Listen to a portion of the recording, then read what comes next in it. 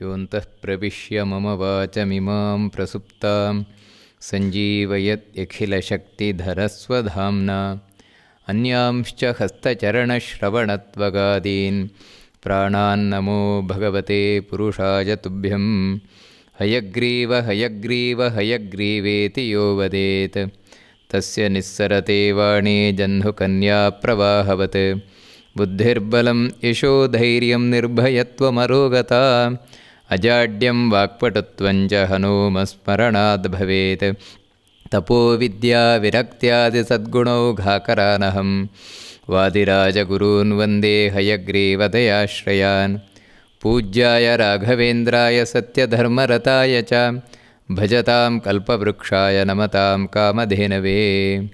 ಓಂ ನಾರಾಯಣಂ ಸುರಗುರುಂ ಜಗದೇಕನಾಥಂ ಭಕ್ತಪ್ರಿಯಂ ಸಕಲಲೋಕನಮಸ್ಕೃತಂಚ ತ್ರೈಗುಣ್ಯವರ್ಜಿತಮಜಂ ವಿಭುಮಾದ್ಯಮೀಶಂ ವಂದೇ ಭವಘ್ನಮರಾಸುರಸಿದ್ಧವಂದ್ಯಂ. ನಾರಾಯಣಂ ನಮಸ್ಕೃತ್ಯ ನರಂ ಚೈವ ನರೋತ್ತಮಂ ದೇವೀಂ ಸರಸ್ವತೀಂ ವ್ಯಾಸಂ ತತೋ ಜಯಮುದೀರಯೇ. ಶ್ರೀ ಗುರುಭ್ಯೋ ನಮಃ. ಮಹಾಭಾರತದಲ್ಲಿ ವೈಶಂಪಾಯನರು ಜನಮೇಜಯನಿಗೆ ಪಾಂಡುರಾಜನ ಕಥೆಯನ್ನು ತಿಳಿಸ್ಕೊಂಡು ಬರ್ತಾ ಇದ್ದಾರೆ. ಅದರಲ್ಲಿ ಆ ಪಾಂಡುರಾಜ ಕುಂತಿಗೆ ಹೇಳಿದ್ದು, ಕುಂತಿಯಿಂದಾಗಿ ಬೇರೆ ಬೇರೆ ದೇವತೆಗಳಿಂದಾಗಿ ಪಾಂಡವರು ತಾವು ಜನಿಸಿ ಬಂದದ್ದು ಈ ಕಥೆಯನ್ನೆಲ್ಲ ತಿಳಿಸ್ಕೊಂಡು ಬಂದರು ವೈಶಂಪಾಯನರು. ಆನಂತರ ಅರ್ಜುನನಿಗೆ 14 ವರ್ಷ ಆದಾಗ, ಅಂದರೆ ಧರ್ಮರಾಜನಿಗೆ 16 ವರ್ಷ, ಆ ಸಂದರ್ಭದಲ್ಲಿ ನಡೆದಂತಹ ಘಟನೆ ಅದೇ ಪಾಂಡುವಿನ ಮರಣ. ಆ ಪಾಂಡುವಿನ ಮರಣದ ನಂತರ ಅವನೊಟ್ಟಿಗೆ ಸಹಗಮನವನ್ನು ನಾನು ಹೋಗ್ತೇನೆ ಅಂತ ಕುಂತಿ ಮಾದರಿ ಇಬ್ಬರೂ ಕೂಡ ತಾವು ಕೂತಾಗ ಆ ಹಿಮಾಲಯದಲ್ಲಿದ್ದಂತಹ ಋಷಿಗಳೇನಿದ್ದಾರೆ ಅವರೆಲ್ಲ ತೀರ್ಮಾನ ಮಾಡಿ, ಇಲ್ಲ ಮಾದ್ರಿಯೇ ಪಾಂಡುರಾಜನೊಟ್ಟಿಗೆ ಸಹಗಮನವನ್ನು ಮಾಡಲಿ ಅಂತ ಹೇಳಿ ತಾವು ಆದೇಶವನ್ನು ಕೊಟ್ಟರು. ಅದಕ್ಕೆ ಕುಂತಿಯೂ ಕೂಡ ತಾನು ಒಪ್ಪಿದ್ಲು. ಕುಂತಿ, ನೀನು ಮಕ್ಕಳನ್ನು ನೋಡ್ಕೋ ಅಂತ ಹೇಳಿದರು. ಅಷ್ಟು ಮಾತ್ರ ಅಲ್ಲ, ನೀನು ಕೂಡ ಪತಿಯ ಲೋಕವನ್ನು ಹೊಂದುತ್ತೀಯ. ಯಾವ ರೀತಿ ಅಂತ ಹೇಳಿದ್ರೆ, ಪತಿಯ ಮರಣದ ನಂತರ ಪತ್ನಿ ತಾನು ಒಳ್ಳೆ ನಿಯಮದಿಂದ ಕೂಡಿದವಳಾಗಿದ್ಲು ಅಂತೇಳಿದರೆ ಅವಳು ಪತಿಯ ಲೋಕವನ್ನೇ ಹೊಂದಲಿಕ್ಕಾಗತ್ತೆ ಅಂತ ಸಮಾಧಾನವನ್ನು ಪಡಿಸಿದರು. ನಂತರ ಪಾಂಡುರಾಜ ಅವನ ಆ ಶರೀರ ಏನಿದೆ, ಮೃತ ಶರೀರ, ಅದರೊಟ್ಟಿಗೆ ಮಾದ್ರಿ ತಾನು ಕೂಡ ಸಹಗಮನವನ್ನು ಮಾಡಿದ್ಲು. ಧರ್ಮರಾಜ ಅಲ್ಲಿದ್ದ ಪುರೋಹಿತರೇನಿದ್ದಾರೆ ಆ ಪುರೋಹಿತರ ಒಂದು ಮಾರ್ಗದರ್ಶನದಲ್ಲಿ ಅಂತ್ಯಕ್ರಿಯೆಯನ್ನೆಲ್ಲ ನೆರವೇರಿಸಿದ ಅಂತ ಈ ಕಥೆಯನ್ನು ಹೇಳ್ತಾರೆ. ಇಲ್ಲಿ ಬರುವಂತಹ ಒಂದು ಸಾಮಾನ್ಯವಾದ ಪ್ರಶ್ನೆ ನಮಗೀಗ ಬರುವಂತಹದ್ದೇನು ಅಂತೇಳಿದರೆ, ಮಾದ್ರಿಯಾಗಲಿ ಕುಂತಿಯಾಗಲಿ ಸಹಗಮನ ಅನ್ನುವುದನ್ನು ಯಾಕೆ ಮಾಡಬೇಕು ಅಂತ. ಯಾಕಂತ ಹೇಳಿದ್ರೆ ಪತಿ ಮರಣವನ್ನು ಹೊಂದಿದ್ರೂ ಹೋಗಿ ಆಯಿತು, ಹೆಂಡತಿ ಯಾಕೆ ಗಂಡನೊಟ್ಟಿಗೆ ಸಾಯಬೇಕು? ಅದು ಕೂಡ ಯಾಕಂತ ಹೇಳಿದ್ರೆ ಗಂಡನೊಟ್ಟಿಗೆ ತಾನು ಬೆಂಕಿಯನ್ನು ಪ್ರವೇಶ ಮಾಡೋದು, ಇದು ಒಂದು ರೀತಿಯಿಂದಾಗಿ ಹಿಂಸೆ ಅಲ್ವಾ? ಇದು ಒಂದು ರೀತಿಯಾಗಿ ಸ್ತ್ರೀಯರಿಗೆ ದೌರ್ಜನ್ಯ ಅಲ್ವಾ ಎನ್ನುವಂತಹ ಪ್ರಶ್ನೆ ನಮಗೆ ಈಗಿನ ಒಂದು ಆಧುನಿಕ ಕಾಲದಲ್ಲಿ ಬರಲಿಕ್ಕೆ ಸಾಧ್ಯತೆ ಉಂಟು. ಅದಕ್ಕೆ ಸರಿಯಾಗಿ ಕೆಲವೊಂದು ವಿಕೃತವಾಗಿ ನಡೆದು ಬಂದದ್ದು ಉಂಟು. ಸಹಗಮನ ಅಂತ ಹೇಳಿ ಯಾವುದೋ ಒಂದು ಪತ್ನಿಯನ್ನು ತಗೊಬಂದು ಗಂಡನ ಚಿತೆಯೊಟ್ಟಿಗೆ ದೂಕುವಂಥದ್ದು, ಇಂಥ ಒಂದು ವಿಕೃತವಾದಂತಹ ಘಟನೆಗಳು ಕೂಡ ನಾವು ಕೇಳುತ್ತಿದೆ. ಕೆಲವೊಂದು ಅವಳನ್ನು ಬಲವಂತವಾಗಿ ನೂಕಿ ಅವಳಿಗೆ ಸಾವನ್ನು ಕೊಡುವಂಥದ್ದು ಗಂಡನೊಟ್ಟಿಗೆ, ಈ ರೀತಿಯೆಲ್ಲ ನಾವು ಕೇಳಿದ್ದೇವೆ. ಆದರೆ ಈ ಸಹಗಮನ ಪದ್ಧತಿ ಎನ್ನುವಂಥದ್ದು ಅನಿಷ್ಟ ಪದ್ಧತಿ ಅಲ್ವಾ ಎನ್ನುವಂತಹ ಒಂದು ಪ್ರಶ್ನೆ ನಮ್ಮೊಳಗೆ ಬರ್ತದೆ. ಇದಕ್ಕೆ ಕಾರಣ ಏನು ಅಂತ ಹೇಳಿದರೆ, ಈ ಸಹಗಮನ ಪದ್ಧತಿಯ ಬಗ್ಗೆ ನಮಗೆ ಸರಿಯಾದ ಮಾಹಿತಿ ಇಲ್ಲದೇ ಇರುವಂಥದ್ದು. ಅದಕ್ಕಾಗಿ ಈ ಸಹಗಮನದ ಬಗ್ಗೆ ಸರಿಯಾದ ಮಾಹಿತಿ ಇಲ್ಲದೇ ಇದ್ದದ್ರಿಂದಾಗಿಯೇ ವಿಕೃತವಾಗಿ ಹುಟ್ಟುಕೊಳ್ತು. ಅದನ್ನೇ ನಾವು ಸಹಗಮನ ಪದ್ಧತಿ ಎನ್ನುವಂಥದ್ದು ನಮ್ಮ ಹಿಂದೂ ಧರ್ಮದಲ್ಲಿ ಅಥವಾ ಸನಾತನ ಧರ್ಮದಲ್ಲಿರುವಂತಹ ಅನಿಷ್ಟ ಪದ್ಧತಿ ಎನ್ನುವ ಹಾಗೆ ಬ್ರಿಟಿಷರು ಅದನ್ನು ಚೆನ್ನಾಗಿ ತೋರಿಸ್ಕೊಂಡು ಹೋದರು. ಅಂದರೆ ನಮ್ಮ ಧರ್ಮದ ಬಗ್ಗೆ ನಮಗೆ ಒಂದು ರೀತಿ ಕೀಳಿರಿಮೆ ಬರುವಂತೆ ಮಾಡಿದರು. ಆದರೆ ನಿಜವಾಗಿಯೂ ಕೂಡ ಈ ಸಹಗಮನ ಪದ್ಧತಿ ಅಂತ ಯಾಕೋಸ್ಕರ ಬಂತು, ಸಹಗಮನವನ್ನು ಯಾವಾಗ ಹೇಳ್ತಾರೆ ಅದನ್ನು ನಾವು ಸ್ಪಷ್ಟವಾಗಿ ತಿಳ್ಕೊಳ್ಬೇಕಾದದ್ದು. ಈ ಸಹಗಮನ ಅನ್ನುವಂಥದ್ದೇನಿದೆ, ಪತಿಯೊಂದಿಗೆ ಪತ್ನಿಯೂ ಕೂಡ ತಾನು ಮರಣವನ್ನು ಹೊಂದುವಂಥದ್ದು. ಅದು ಯಾಕೋಸ್ಕರ ಅಂತೇಳಿದರೆ ಪತಿಯ ಲೋಕವನ್ನು ಹೊಂದಬೇಕು ಎನ್ನುವಂತಹ ಉದ್ದೇಶದಿಂದ ಅಂತ ಶಾಸ್ತ್ರಗಳು ಹೇಳ್ತದೆ. ಮತ್ತು ಇದು ಐಚ್ಛಿಕವೇ ಹೊರತು ಇದು ಕಡ್ಡಾಯ ಅಲ್ಲ. ಶಾಸ್ತ್ರಗಳು ಹೇಳುವಾಗೆ ಇದು ಐಚ್ಛಿಕ, ಕಡ್ಡಾಯ ಅಲ್ಲ. ಒಂದೊಮ್ಮೆ ಕಡ್ಡಾಯವಾಗಿದ್ದ ಪಕ್ಷದಲ್ಲಿ ಮಾದ್ರಿ ಮಾತ್ರ ಸಹಗಮನ ಮಾಡಬಾರ್ದಿತ್ತು, ಕುಂತಿಯೂ ಮಾಡಬೇಕಿತ್ತು. ಯಾಕಂದರೆ ಗಂಡನೊಟ್ಟಿಗೆ ಹೆಂಡತಿ ಹೋಗಲೇಬೇಕಲ್ವ. ಆದರೆ ಆ ರೀತಿ ಆಗಲಿಲ್ಲ. ಕಾರಣ ಏನು ಅಂತೇಳಿದರೆ ಅದು ಐಚ್ಛಿಕ. ಇದರ ಬಗ್ಗೆ ಗರುಡ ಪುರಾಣ ಬಹಳ ಸ್ಪಷ್ಟವಾಗಿ ತಿಳಿಸ್ತದೆ. ಸಹಗಮನವನ್ನು ಮಾಡುವಂತಹ ಒಬ್ಬಳು ಪತ್ನಿ ತಾನು ಏನು ಮಾಡಬೇಕು ಅದನ್ನು ತಿಳಿಸ್ತಾರೆ. ಯಾರು ಸಹಗಮನವನ್ನು ಮಾಡಬೇಕು ಅಂತ ಇಚ್ಛಿಸ್ತಾಳೆ, ಅಲ್ಲ ಸಹಗಮನ ಮಾಡಲಿಕ್ಕೆ ಯಾರಾದರೂ ಇಚ್ಛಿಸ್ತಾಳ? ಯಾವುದೇ ಒಂದು ಹೆಣ್ಣು ತಾನಾಗೆ ಸಾಯಬೇಕು ಅಂತ ಇಚ್ಛಿಸ್ತಾಳ ಎನ್ನುವಂತಹ ಒಂದು ಪ್ರಶ್ನೆ ಸಾಮಾನ್ಯವಾಗಿ ಬರ್ತದೆ. ಇದು ನಮಗೆ ಈಗ ಬರ್ತದೆ ಪ್ರಶ್ನೆ ಅಷ್ಟೇ. ಅಂದರೆ ಈಗಿನ ಕಾಲದಲ್ಲಿ ವಿವಾಹ ಆದಮೇಲೆ ಈ ಪ್ರಶ್ನೆ ನಮಗೆ ಬರ್ತದೆ ಅಷ್ಟೇ. ಆದರೆ ಎಷ್ಟೋ ನಾವು ಈ ಪೇಪರ್ಗಳೆಲ್ಲ ಓದ್ತೇವೆ, ಇಬ್ಬರು ಪ್ರೀತಿಸಿದವರು ಮನೆಯಲ್ಲಿ ಒಪ್ಪಲಿಲ್ಲ ಅಂದರೆ ವಿಷವನ್ನು ಕುಡಿದು ತಾವು ಆತ್ಮಹತ್ಯೆ ಮಾಡಿಕೊಂಡ್ರು ಅಂತ, ಪ್ರೇಯಸಿ ಹಾಗೂ ಪ್ರಿಯಕರ ಇಬ್ಬರು ಆತ್ಮಹತ್ಯೆ ಮಾಡಿಕೊಂಡ್ರು ಅಂತ. ಇದು ಸಹಗಮನವೇ ಅಂತ ಹೇಳಿದರೆ, ವಾಸ್ತವಿಕವಾಗಿ ನಿನ್ನನ್ನು ಬಿಟ್ಟು ನಾನಿರೋಲ್ಲ, ನನ್ನನ್ನು ಬಿಟ್ಟು ನೀರಿರೋಲ್ಲ ಅಂತ ಈ ರೀತಿ ತಿಳ್ಕೊಂಡವರು ಯಾವಾಗ ಪತಿ ಹೊರಡು ನಾನಿನ್ನಿರೋಲ್ಲ ಅಂತ ಪತ್ನಿಯು ಕೂಡ ಇಬ್ಬರು ಒಟ್ಟಿಗೆ ವಿಷ ಸೇವಿಸಿ ಮರಣ ಹೊಂದಿದ್ರು ಅಂತ. ಅಂದರೆ ಇವತ್ತು ಇಂತಹ ಪ್ರೀತಿ ಎನ್ನುವುದು ಮದುವೆಗಿಂತ ಮುಂಚೆ ಮಾತ್ರ ಉಳ್ಕೊಂಡಿದೆ ಅಷ್ಟೇ, ವಿವಾಹ ಆದಮೇಲೂ ಉಳ್ಕೊಂಡಿಲ್ಲ. ಆದರೆ ಹಿಂದಿನ ಕಾಲದಲ್ಲಿ ವಿವಾಹ ಆಗಿ ಕಡೆ ಗಳಿಗೆಯೂ ಕೂಡ ಇದೇ ರೀತಿ ಪ್ರೀತಿ ಇತ್ತು. ಅದಕ್ಕಾಗಿ ಗಂಡನನ್ನು ಬಿಟ್ಟು ನನಗೆ ಬದುಕಿರಲಿಕ್ಕೆ ಸಾಧ್ಯ ಇಲ್ಲ ಈ ರೀತಿ ನಿರ್ಧಾರವನ್ನು ಮಾಡಿದಂತಹ ಪತ್ನಿ ತಾನು ಮೊದಲು ಸ್ನಾನ ಮಾಡಿ ಅಲಂಕಾರ ಮಾಡಿಕೊಳ್ಬೇಕಂತೆ. ನೋಡಿ, ಇದು ಗರುಡ ಪುರಾಣ ಹೇಳುವಂಥದ್ದು. ಚೆನ್ನಾಗಿ ಅಲಂಕಾರ ಮಾಡ್ಕೊಳ್ಬೇಕಂತೆ ಗಂಡ ಅಲ್ಲಿ ಸತ್ತಿದ್ರೂ ಕೂಡ. ಆನಂತರ ಅವಳು ಎಲ್ಲ ಆಭರಣಗಳನ್ನು ಹಾಕಿಕೊಂಡು ದೇವಸ್ಥಾನಕ್ಕೆ ಹೋಗಬೇಕಂತೆ. ದೇವಸ್ಥಾನಕ್ಕೆ ಹೋಗಿ ದೇವಸ್ಥಾನದಲ್ಲಿ ತಾನು ಪೂಜಾದಿಗಳನ್ನು ಸಮರ್ಪಿಸಿ, ಅಲ್ಲ ಅವಳು ಮೈಲಿಗೆ ಅಲ್ವಾ, ಗಂಡ ಇಲ್ಲಿ ಸತ್ತಿದ್ರೆ ಹೆಂಡತಿ ಯಾಕ್ರಿ ದೇವಸ್ಥಾನಕ್ಕೆ ಹೋಗೋದು ಅಂತ. ಯಾರು ಸಹಗಮನವನ್ನು ಮಾಡಲಿಕ್ಕೆ ಇಚ್ಛಿಸ್ತಾಳೆ ಅವಳು ಮಡಿಯಾಗಿರ್ತಾಳೆ ಅಂತ ಹೇಳ್ತಾರೆ. ಅದಕ್ಕೋಸ್ಕರ ದೇವಸ್ಥಾನಕ್ಕೆ ಹೋಗಿ ದೇವಸ್ಥಾನದಲ್ಲಿ ತಾನು ಪೂಜಾದಿಗಳನ್ನು ಸಮರ್ಪಿಸಿ ಆನಂತರ ತನ್ನ ಆಭರಣಗಳನ್ನೆಲ್ಲ ತೆಗೆದು ದೇವರಿಗೆ ಅರ್ಪಣೆ ಮಾಡಬೇಕಂತೆ. ಆಮೇಲೆ ಅಲ್ಲಿ ಪೂಜೆಯವರೇನಿದ್ದಾರೆ ಅವರಿಂದ ಸಮ್ಮತಿಯನ್ನು ಬಿಡಬೇಕು. ನಾನು ಈ ರೀತಿ ಸಹಗಮನ ಮಾಡ್ತಾ ಇದ್ದೇನೆ, ನನಗೆ ಒಪ್ಪಿಗೆಯನ್ನು ಕೊಡಿ. ಬಂಧು ಬಾಂಧವರಿಂದ ಒಪ್ಪಿಗೆ ಬಿಡಿಬೇಕು ಅವಳು. ಬಂಧು ಬಾಂಧವರು ಒಪ್ಪಲಿಲ್ಲ ಅಂದರೆ ಮಾಡಲಿಕ್ಕಿಲ್ಲ, ಅವಳು ಸಹಗಮನ ಮಾಡಿಕೊಳ್ಳಿಕ್ಕಿಲ್ಲ. ಬಂಧು ಬಾಂಧವರೆಲ್ಲರೂ ಕೂಡ ಒಪ್ಪಬೇಕು, ಅಲ್ಲಿರುವಂತಹ ಪೂಜೆಯವರು ಒಪ್ಪಬೇಕು. ಒಪ್ಪಿ ಅವರೊಂದು ತೆಂಗಿನಕಾಯನ್ನು ಅವಳಿಗೆ ಕೊಡಬೇಕು, ದೇವರ ಪ್ರಸಾದ ರೂಪವಾಗಿ ಒಂದು ತೆಂಗಿನಕಾಯನ್ನು ಅವಳಿಗೆ ಕೊಡಬೇಕು. ಆನಂತರ ಅವಳು ತಗೊಂಬಂದು ಈ ಪತಿಯ ಚಿತೆ ಏನಿದೆ, ಚಿತೆಯನ್ನು ತಯಾರು ಮಾಡಿರ್ತಾರೆ, ಅದರಲ್ಲಿ ತಾನು ಏರಿ ಕೂತ್ಕೊಳ್ಬೇಕು. ಏರಿ ಕೂತು ತನ್ನ ಪತಿಯ ತಲೆ ಏನಿದೆ ಅದನ್ನು ತನ್ನ ತೊಡೆ ಮೇಲೆ ಇಟ್ಕೊಳ್ಬೇಕಂತೆ. ತೊಡೆ ಮೇಲೆ ಇಟ್ಕೊಂಡು ಆಮೇಲೆ ಮಗನಿಗೆ ಆದೇಶವನ್ನು ಮಾಡಬೇಕಂತೆ, ಬೆಂಕಿ ಕೊಡು ಅಂತ. ನೋಡಿ, ಇದು ಸಹಗಮನ ಪದ್ಧತಿಯ ಹೊರತು ಅಲ್ಲಿ ಗಂಡನ ಚಿತೆ ಉರಿತಾ ಇದ್ದರೆ ತಗೊಂಡೋಗಿ ಹೆಂಡತಿಯನ್ನು ನೂಕುವುದಲ್ಲ. ಇದನ್ನು ಯಾವ ಶಾಸ್ತ್ರದಲ್ಲೂ ಹೇಳಿಲ್ಲ. ಇದೇನು ಅಂದರೆ ಇದರ ಬಗ್ಗೆ ಸರಿಯಾಗಿ ತಿಳಿಯದೆ ಬಂದಂತಹ ವಿಕೃತ ಆಚಾರ ಇದು. ನಮ್ಮ ಈ ಸನಾತನ ಧರ್ಮವನ್ನು ವಿಕೃತಗೊಳಿಸಿದವರು ಈ ರೀತಿ. ಅದೇನು ಅಂತ ಹೇಳಿದ್ರೆ ಪರಧರ್ಮೀಯರಿಗೆ ಬಹಳ ಚೆನ್ನಾಗಾಯಿತು ನಮ್ಮ ಧರ್ಮವನ್ನು ಆಕ್ಷೇಪ ಮಾಡಲಿಕ್ಕೆ. ಅಲ್ಲ, ಹೀಗಿದ್ದ ಪಕ್ಷದಲ್ಲಿ ಅವಳಿಗೆ ವೇದನೆ ಆಗೋಲ್ವಾ? ಈ ರೀತಿ ಸುಟ್ಟರೆ ಇಲ್ಲ ಅಂತ ಹೇಳ್ತಾರೆ. ನೋಡಿ, ಇದೊಂದು ಸ್ವಾರಸ್ಯ ಹೇಳ್ತಾರೆ. ಯಾವಾಗ ಒಬ್ಬಳು ಪತಿವ್ರತೆಯಾದವಳು ಈ ರೀತಿ ತಾನು ಸಾಯ್ತಾಳೆ, ಅವಳಿಗೆ ಬೆಂಕಿ ಪುಷ್ಪದ ಹಾಗೆ, ಅಂದರೆ ಹೂವಿನ ಹಾಗೆ ಅವಳಿಗೆ ಸಂತೋಷವನ್ನು ತಂದುಕೊಡುತ್ತದೆ ಹೊರತು ನೋವನ್ನು ಉಂಟು ಮಾಡೋಲ್ಲ ಅಂತ ಹೇಳ್ತಾರೆ.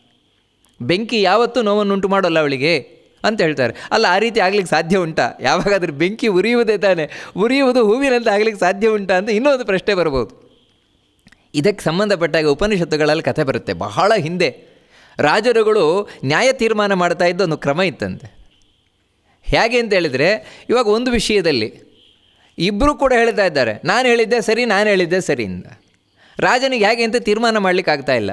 ಅವಾಗ ಏನು ಮಾಡ್ತಾ ಇದ್ದ ಅಂತ ಹೇಳಿದರೆ, ಒಂದು ಕಬ್ಬಿಣದ ಸಲಾಕೆಯನ್ನು ಕಾಯಿಸಿ ತಗೊಂಬನ್ನಿ ಅಂತ ಹೇಳ್ತಾ ಇದ್ದಂತೆ. ಕಬ್ಬಿಣದ ಸಲಾಕೆಯನ್ನು ಕೆಂಪಗೆ ಕಾಯಿಸಿ ತೊಗೊಂಬಂದರೆ ಆವಾಗ ಇಬ್ಬರಿಗೆ ಹೇಳ್ತಾ ಇದ್ದಾರಂತೆ, ನೀವಿಬ್ಬರು ಒಬ್ಬರಾದ ಮೇಲೆ ಒಬ್ಬರು ಆ ಸಲಾಕೆಯನ್ನು ಹಿಡ್ಕೊಂಡು ನಾನು ಹೇಳಿದ್ದೆ ಸರಿ ಅಂತ ಹೇಳಿ ಅಂತ. ನಿಜವಾಗಿ ಯಾರು ಸತ್ಯವನ್ನು ಹೇಳ್ತಾ ಇದ್ದಾನೆ ಅವನಿಗೆ ಆ ಬೆಂಕಿ ಏನು ಮಾಡಲ್ವಂತೆ, ಅವನ ಕೈ ಸುಟ್ಟು ಹೋಗಲ್ವಂತೆ. ಯಾರು ಸುಳ್ಳು ಹೇಳ್ತಾನೆ ಅವನ ಕೈ ಸುಟ್ಟು ಹೋಗುತ್ತಂತೆ. ಇದು ಹಿಂದೆ ಇದ್ದದ್ದು. ಯಾಕಂದರೆ ಆಗಿನ ಕಾಲದಲ್ಲಿ ಅದೇ ರೀತಿ ಇತ್ತು, ಸತ್ಯವಂತರಾಗಿರ್ತಾ ಇದ್ದರು. ಇದೇ ರೀತಿ ಇವಳು ನಿಜವಾದ ಪತಿವ್ರತೆಯಾದದ್ದರಿಂದಾಗಿ ಇವಳಿಗೆ ಬೆಂಕಿ ನೋವನ್ನುಂಟು ಮಾಡುವುದಿಲ್ಲ. ಇದು ಬಹಳ ಸ್ಪಷ್ಟವಾಗಿ ಹಿಂದೆ ಇದ್ದದ್ದು. ಆ ಕಾರಣದಿಂದಲೇ ಹಿಂದೆ ಸಹಗಮನಕ್ಕೋಸ್ಕರ ಹಾತೊರಿತಾ ಇದ್ದರು ಒಂದು ಕಾಲದಲ್ಲಿ. ಅಂದರೆ ಈ ಯುಗದಲ್ಲಲ್ಲ, ಕಲಿಯುಗದಲ್ಲಲ್ಲ, ಬೇರೆ ಯುಗಗಳಲ್ಲಿ. ನೋಡಿ, ಅದಕ್ಕೆ ದ್ವಾಪರ ಯುಗದ ಕಥೆ ಇದು. ಅಲ್ಲಿ ಮಾದ್ರಿ ಕುಂತಿ ಇಬ್ಬರೂ ಕೂಡ ಸ್ಪರ್ಧೆಗಳಿದ್ರು, ನಾನು ಸಹಗಮನ ಮಾಡಿದ್ದೇನೆ, ನಾನು ಸಹಗಮನ ಮಾಡ್ತೇನೆ ಅಂತ. ಯಾಕಂದರೆ ಪತಿಯೊಟ್ಟಿಗೆ ಪತಿಯ ಲೋಕವನ್ನು ಹೋಗಿ ಸೇರಿ ಆನಂದವನ್ನು ಪಡ್ತಾರವರು ಅಂತ. ಅಷ್ಟೇ ಅನ್ಯೋನ್ಯತೆ ಅಷ್ಟಿರ್ತಾ ಇತ್ತು. ಧರ್ಮರಾಜ ಎಲ್ಲವನ್ನು ಮಾಡಿದ. ಆಮೇಲೆ 17 ದಿನ ಆಯಿತು. 17 ದಿನ ಆದಮೇಲೆ, ಅಂದರೆ ಎಲ್ಲ ಕಾರ್ಯಕ್ರಮ ಎಲ್ಲ ಮುಗಿಸಿದ ಮೇಲೆ ಅಲ್ಲಿದ್ದ ಋಷಿಮುನಿಗಳೆಲ್ಲ ಸೇರಿದ್ರಂತೆ. ಪಾಪ, ಯಾಕಂದರೆ ಇವರಿಗಿನ್ನೂ ಮುಂದಿನ ವ್ಯವಸ್ಥೆ ಆಗಬೇಕಲ್ವ. 5 ಮಕ್ಕಳಿಗೆ ಕುಂತಿಗೆ ಒಬ್ಬಳೇ ಹೆಣ್ಣು, ಅವಳೇನು ಮಾಡ್ತಾಳೆ? ಎಲ್ಲ ಋಷಿಮುನಿಗಳು ಸೇರಿ ತಾವು ಪಾಂಡುರಾಜನ ಗುಣಗಾನ ಮಾಡಿದ್ರಂತೆ. ಬಹಳ ಒಳ್ಳೆಯವನು, ನಮ್ಮೊಟ್ಟಿಗೆ ತಾನೂ ಒಂದಾಗಿದ್ದವ. ಪಾಂಡುರಾಜ ಆಗಲಿ ಪಾಂಡವರಾಗಲಿ ಅಲ್ಲಿದ್ದ ಋಷಿಮುನಿಗಳಿಗೆಲ್ಲ ತಮ್ಮವನೇ, ಬೇರೆಯವನಲ್ಲವೇ ಅಲ್ಲ. ಈಗ ಏನಾದರೂ ನಾವು ವ್ಯವಸ್ಥೆ ಮಾಡಬೇಕು ಕುಂತಿಗೆ ಅಂತ ಹೇಳಿ ಅಲ್ಲಿ ಶುಕ ಅಂತ ಒಬ್ಬ, ನಾವು ರಾಜ ಶೈರ್ಯಾತಿಯ ಮಗ ಕೇಳಿದ್ದೇವೆ, ಅವನೇ ಅಲ್ಲಿ ಪಾಂಡವರಿಗೆಲ್ಲ ವಿದ್ಯಾಭ್ಯಾಸವನ್ನು ಶಸ್ತ್ರಾಭ್ಯಾಸವನ್ನು ಹೇಳಿಕೊಟ್ಟು ಆ ಕಾಡಿನಲ್ಲಿ ಹಿಮಾಲಯದಲ್ಲಿ. ಅವ್ರು ಹೇಳ್ತಾರೆ, ಇದಕ್ಕೆ ಏನಾದರೂ ವ್ಯವಸ್ಥೆ ಮಾಡಬೇಕು. ಏನು ಮಾಡೋದು?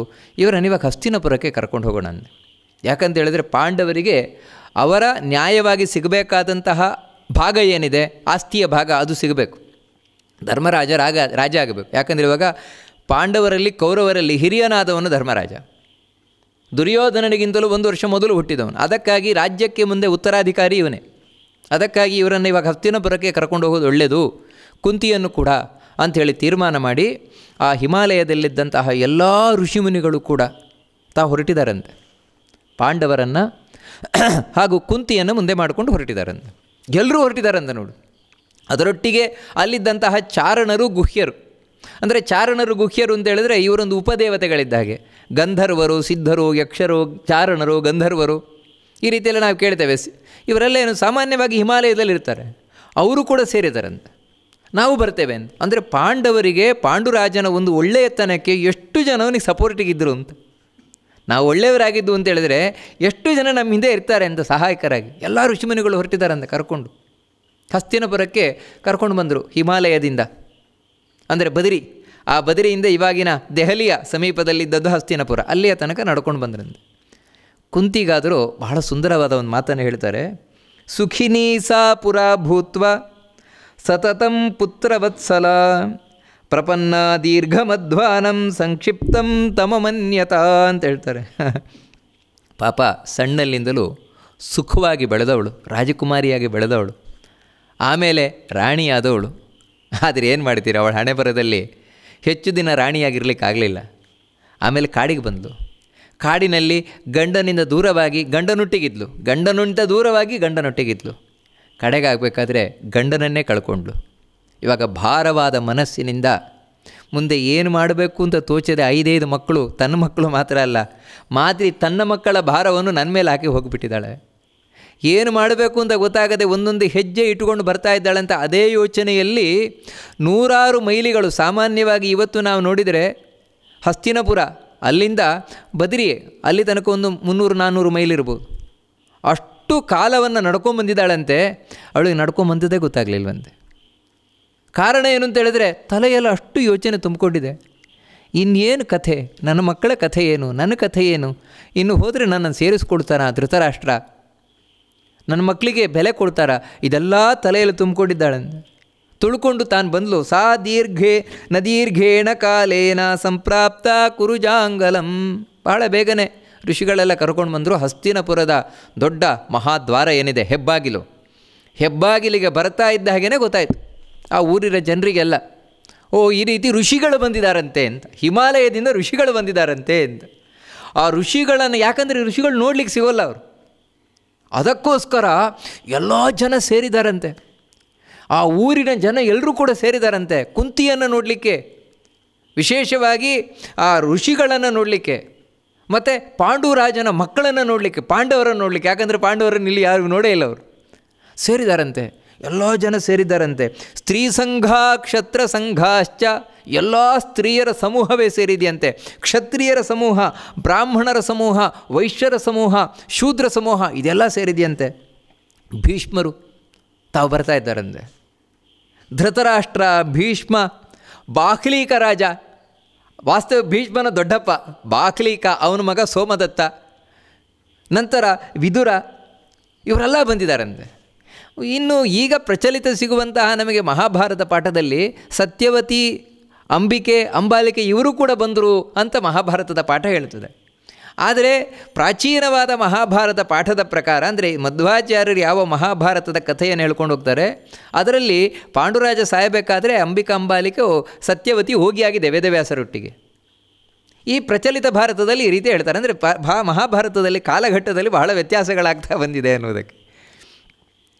ಇವರೆಲ್ಲ ಬಂದ್ರಂತೆ, ಆ ಋಷಿಗಳನ್ನು ನೋಡಿದ್ರಂತೆ, ಋಷಿಗಳಿಗೆ ನಮಸ್ಕಾರವನ್ನು ಮಾಡಿದ್ರಂತೆ, ಸತ್ಕಾರವನ್ನು ಮಾಡಿದ್ರಂತೆ. ಎಲ್ಲ ಜನರ ಏನು ಕಲರವ, ಅಯ್ಯೋ ಬಂದಿದ್ದಾರೆ, ಎಲ್ಲ ಕಡೆ ಗಲಾಟೆ. ಕಡೆಗೆ ಋಷಿಮುನಿಗಳಿಗೆಲ್ಲ ಸತ್ಕಾರ ಮಾಡಿದ ಮೇಲೆ ಋಷಿಮುನಿಗಳು ಕೂತರಂತೆ, ಭೀಷ್ಮರು ಮುಂತಾದವರೆಲ್ಲರೂ ಆಸೀನರಾದರಂತೆ.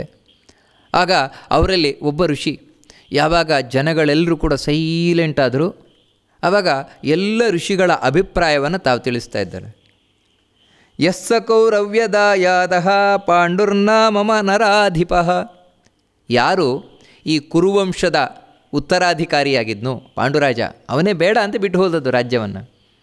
ಅಂತಹ ಆ ಪಾಂಡುರಾಜ ರಾಷ್ಟ್ರವನ್ನು ಹಾಗೆ ಧನವನ್ನು ಸಮಸ್ತವನ್ನು ಬಿಟ್ಟು ಈ ಭೂಮಿಯಿಂದ ತಾನು ಹೊರಟೋಗಿದ್ದಾನೆ, ಸ್ವರ್ಗಲೋಕವನ್ನು ಸೇರಿಕೊಂಡಿದ್ದಾನೆ.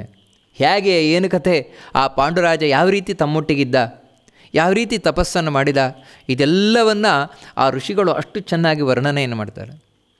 ವರ್ಣನೆಯನ್ನು ಮಾಡಿ ಆನಂತರ ಅಂಥ ಪಾಂಡುರಾಜ ಮಕ್ಕಳಿಲ್ಲ ಅಂತ ಕೊರಗಿನಲ್ಲಿ ಕೂತಿದ್ದ. ನಾವೆಲ್ಲರೂ ಕೂಡ ಬ್ರಹ್ಮಲೋಕಕ್ಕೆ ಹೊರಟಿದ್ದಾಗ ಅಯ್ಯೋ ನನಗೆ ಬರಲಿಕ್ಕೆ ಆಗೋಲ್ವಲ್ಲ ಅಂತ ದುಃಖಪಟ್ಟು ನನಗೆ ಮಕ್ಕಳಿಲ್ಲ ಅಂತ, ಯಾಕಂದರೆ ಅವನು ಬ್ರಹ್ಮಚರ್ಯದಲ್ಲಿ ನಿರತನಾಗಿದ್ದ. ಆಗ ನಾವೇ ಹೇಳಿದ್ವು, ನೀನು ಧರ್ಮರಾಜನನ್ನು ಅಂದರೆ ಧರ್ಮದ ಯಮಧರ್ಮನನ್ನು, ವಾಯುದೇವನನ್ನು, ಇಂದ್ರನನ್ನು, ಅಶ್ವಿನಿ ದೇವತೆಗಳನ್ನು ಆರಾಧನೆ ಮಾಡು ಅಂತ. ಹಾಗೆ ಆರಾಧನೆಯನ್ನು ಮಾಡಿದ. ಅದಕ್ಕೆ ಸರಿಯಾಗಿ ಕುಂತಿಗೆ ವರ ಇತ್ತು. ಆ ವರದಿಂದಾಗಿ ಧರ್ಮರಾಜನ ಈ ಪಾಂಡುರಾಜನ ಆಜ್ಞೆಯಂತೆ ಯಮಧರ್ಮನಲ್ಲಿ ಕುಂತಿಗೆ ಹುಟ್ಟಿದವನೇ ಈ ಧರ್ಮರಾಜ, ಮಹಾಬಲಿಷ್ಠನಾದವ. ಅದೇ ರೀತಿ ವಾಯುದೇವನಿಗೆ ಕುಂತಿಯಲ್ಲಿ ಜನಿಸಿದವನೇ ಈ ಭೀಮಸೇನ, ಇಂದ್ರನಿಂದ ಕುಂತಿಯಲ್ಲಿ ಜನಿಸಿದವನೇ ಅರ್ಜುನ. ಅದೇ ರೀತಿ ಅಶ್ವಿನಿ ದೇವತೆಗಳಿಂದ ಜನಿಸಿದವರೇ ನಕುಲ ಸಹದೇವರು ಮಾದ್ರಿಯಲ್ಲಿ. ಈ ರೀತಿ ಎಲ್ಲ ಹೇಳಿ ಎಷ್ಟರ ಮಟ್ಟಿಗೆ ಹೇಳಿಬಿಡ್ತಾರೆ ಅಂತ ಹೇಳಿದರೆ, ಈ ಎಲ್ಲರೂ ಕೂಡ ತಾವು ಜನಿಸಿದಾಗ ಪುಷ್ಪವೃಷ್ಟಿಯಾಗಿದೆ, ದೇವತೆಗಳು ಅಶರೀರವಾಣಿಯಾಗಿದೆ ಅಂತ ಆ ಋಷಿಗಳು ಅವರಿಗೆ ಮೂಲಾಜೆ ಇಲ್ಲ ನೋಡಿ. ಮೂಲಾಜೆ ಅಲ್ಲ. ಎಷ್ಟು ಹೇಳ್ತಾರೆ ಅಂದರೆ, ಈ ಧರ್ಮರಾಜ ಕೀರ್ತಿಯಲ್ಲಾಗಲಿ ಧನದಲ್ಲಾಗಲಿ ತಾನು ದುರ್ಯೋಧನನನ್ನು ಮೀರಿಸಿ ಬಿಡ್ತಾರೆ ಅಂತ ಅವತ್ತೇ ಅಶರೀರವಾಣಿಯಾಗಿದೆ ಎಂದು ದುರ್ಯೋಧನನ ಮುಂದೆನೇ ಹೇಳಿದರು. ಅಲ್ಲಿ ದುರ್ಯೋಧನ ಇದ್ದರೆ ಧೃತರಾಷ್ಟ್ರಿದ್ದಾರೆ. ಆದರೆ ಋಷಿಗಳಿಗೇನು ಮೂಲಾಜಿಲ್ಲ, ಅವರಿಗೇನು ಇವರಿಂದ ಆಗಬೇಕಾಗಿಲ್ಲ. ಇಲ್ಲದ್ರೆ ನಮಗಾದ್ರೆ ಸಂಕೋಚ ಆಗಿ ಇನ್ನೇನು ನಾಳೆ ಧೃತರಾಷ್ಟ್ರ ಏನು ಮಾಡ್ತಾನೆ, ಇಲ್ಲವೇ ಇಲ್ಲ.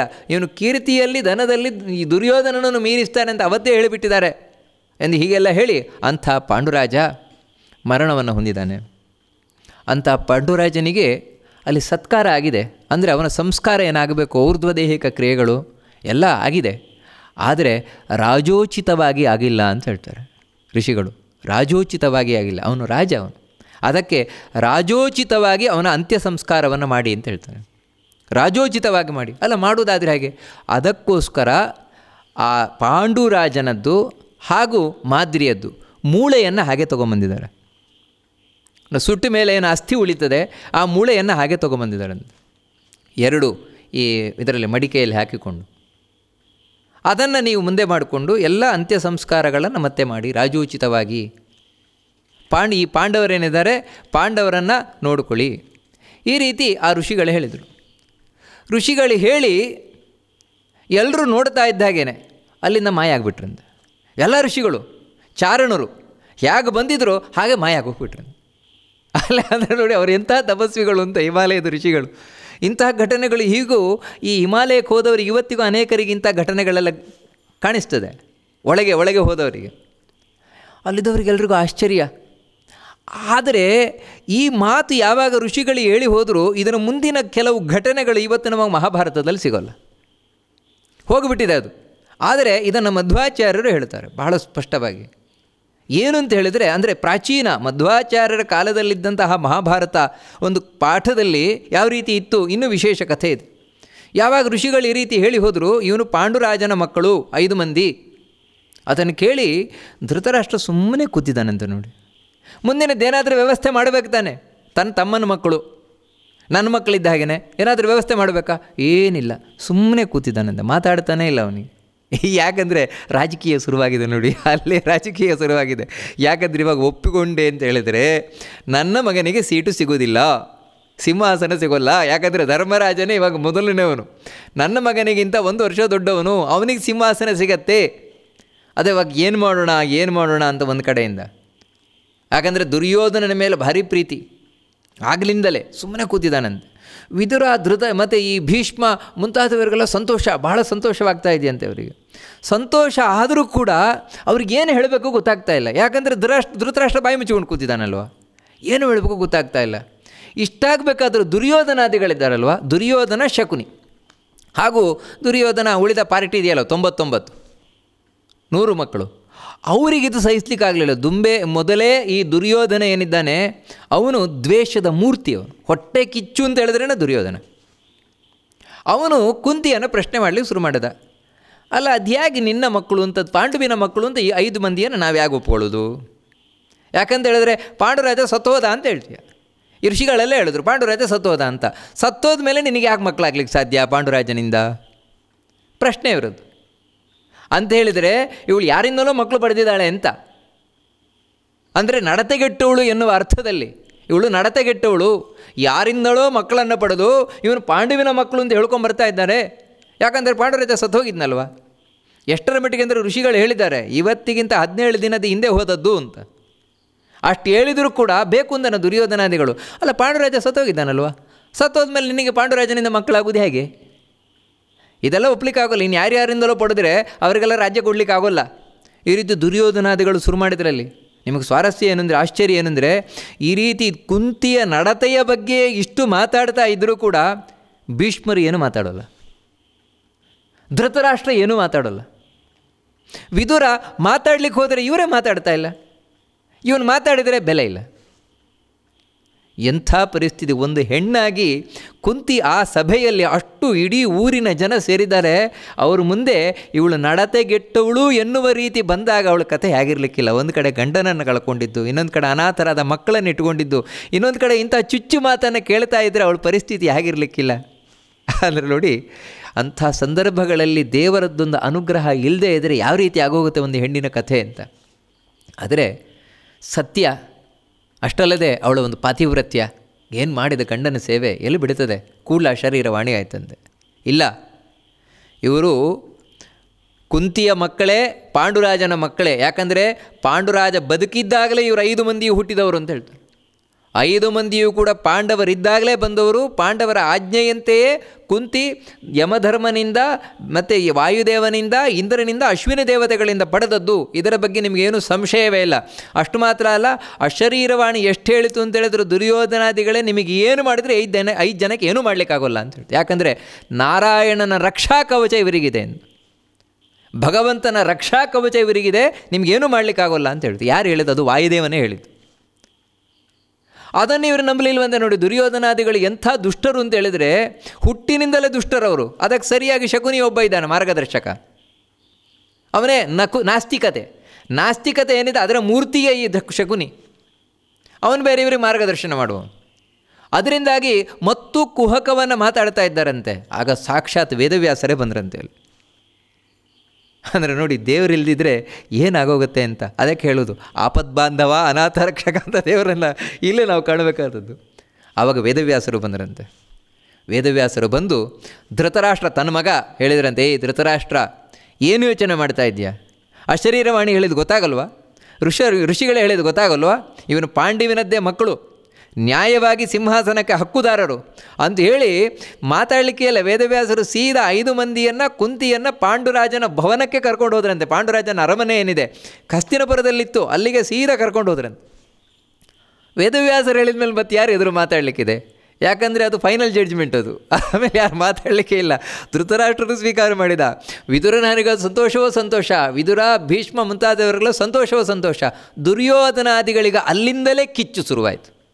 ಅಯ್ಯೋ, ಇವು ಬಂದುಬಿಟ್ವಲ್ವಾ, ಇಲ್ಲಿವರೆಗೆ ಆರಾಮಾಗಿದ್ದು, ನಮಗೆ ಸಾಮ್ರಾಜ್ಯ ನಮ್ಮದೇ ಎಲ್ಲ ಅಂತ ಇದ್ವು, ಇವಾಗ ಇವ್ರು ಬೇರೆ ಪಾಲು ಕೇಳಲಿಕ್ಕೆ ಬಂದುಬಿಟ್ರಲ್ವಾ, ಒವಾಗಿನಿಂದಲೇ ಹೊಟ್ಟೆ ಕಿಚ್ಚು ಶುರುವಾಯಿತು ದುರ್ಯೋಧನಾದಿಗಳಿಗೆ.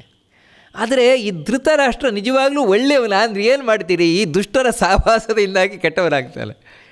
ಮುಂದೆ ಸಂಸ್ಕಾರ ಆಗಬೇಕಲ್ವ? ಯಾಕಂದರೆ ಋಷಿಗಳು ಹೇಳೋಗಿದ್ದಾರಲ್ವ, ವೇದವ್ಯಾಸರು ಕೂಡ ಪಾಂಡುರಾಜನಿಗೆ ರಾಜೋಚಿತವಾದ ಸಂಸ್ಕಾರ ಆಗಬೇಕು ಅಂತ ಹೇಳಿದಾಗ ಧೃತರಾಷ್ಟ್ರನು ಕೂಡ ಹೇಳ್ತಾನೆ, ಹೇ ವಿದುರ, ಪಾಂಡುರಾಜನಿಗೆಲ್ಲ ಸಂಸ್ಕಾರ ರಾಜೋಚಿತವಾಗಿ ಆಗಬೇಕು. ಒಬ್ಬ ರಾಜನಿಗೆ ಯಾವ ರೀತಿ ಆಗಬೇಕು ಆ ರೀತಿ ಅವನ ಸಂಸ್ಕಾರ ಆಗಬೇಕು. ಯಾಕಂತೇಳಿದರೆ ನೆನ್ನೆ ದಿನ ನನ್ನ ಕನಸಲ್ಲಿ ಬಂದು ಪಾಂಡುರಾಜ ಹೇಳಿದ ಅಂತ ಹೇಳ್ತಾನೆ.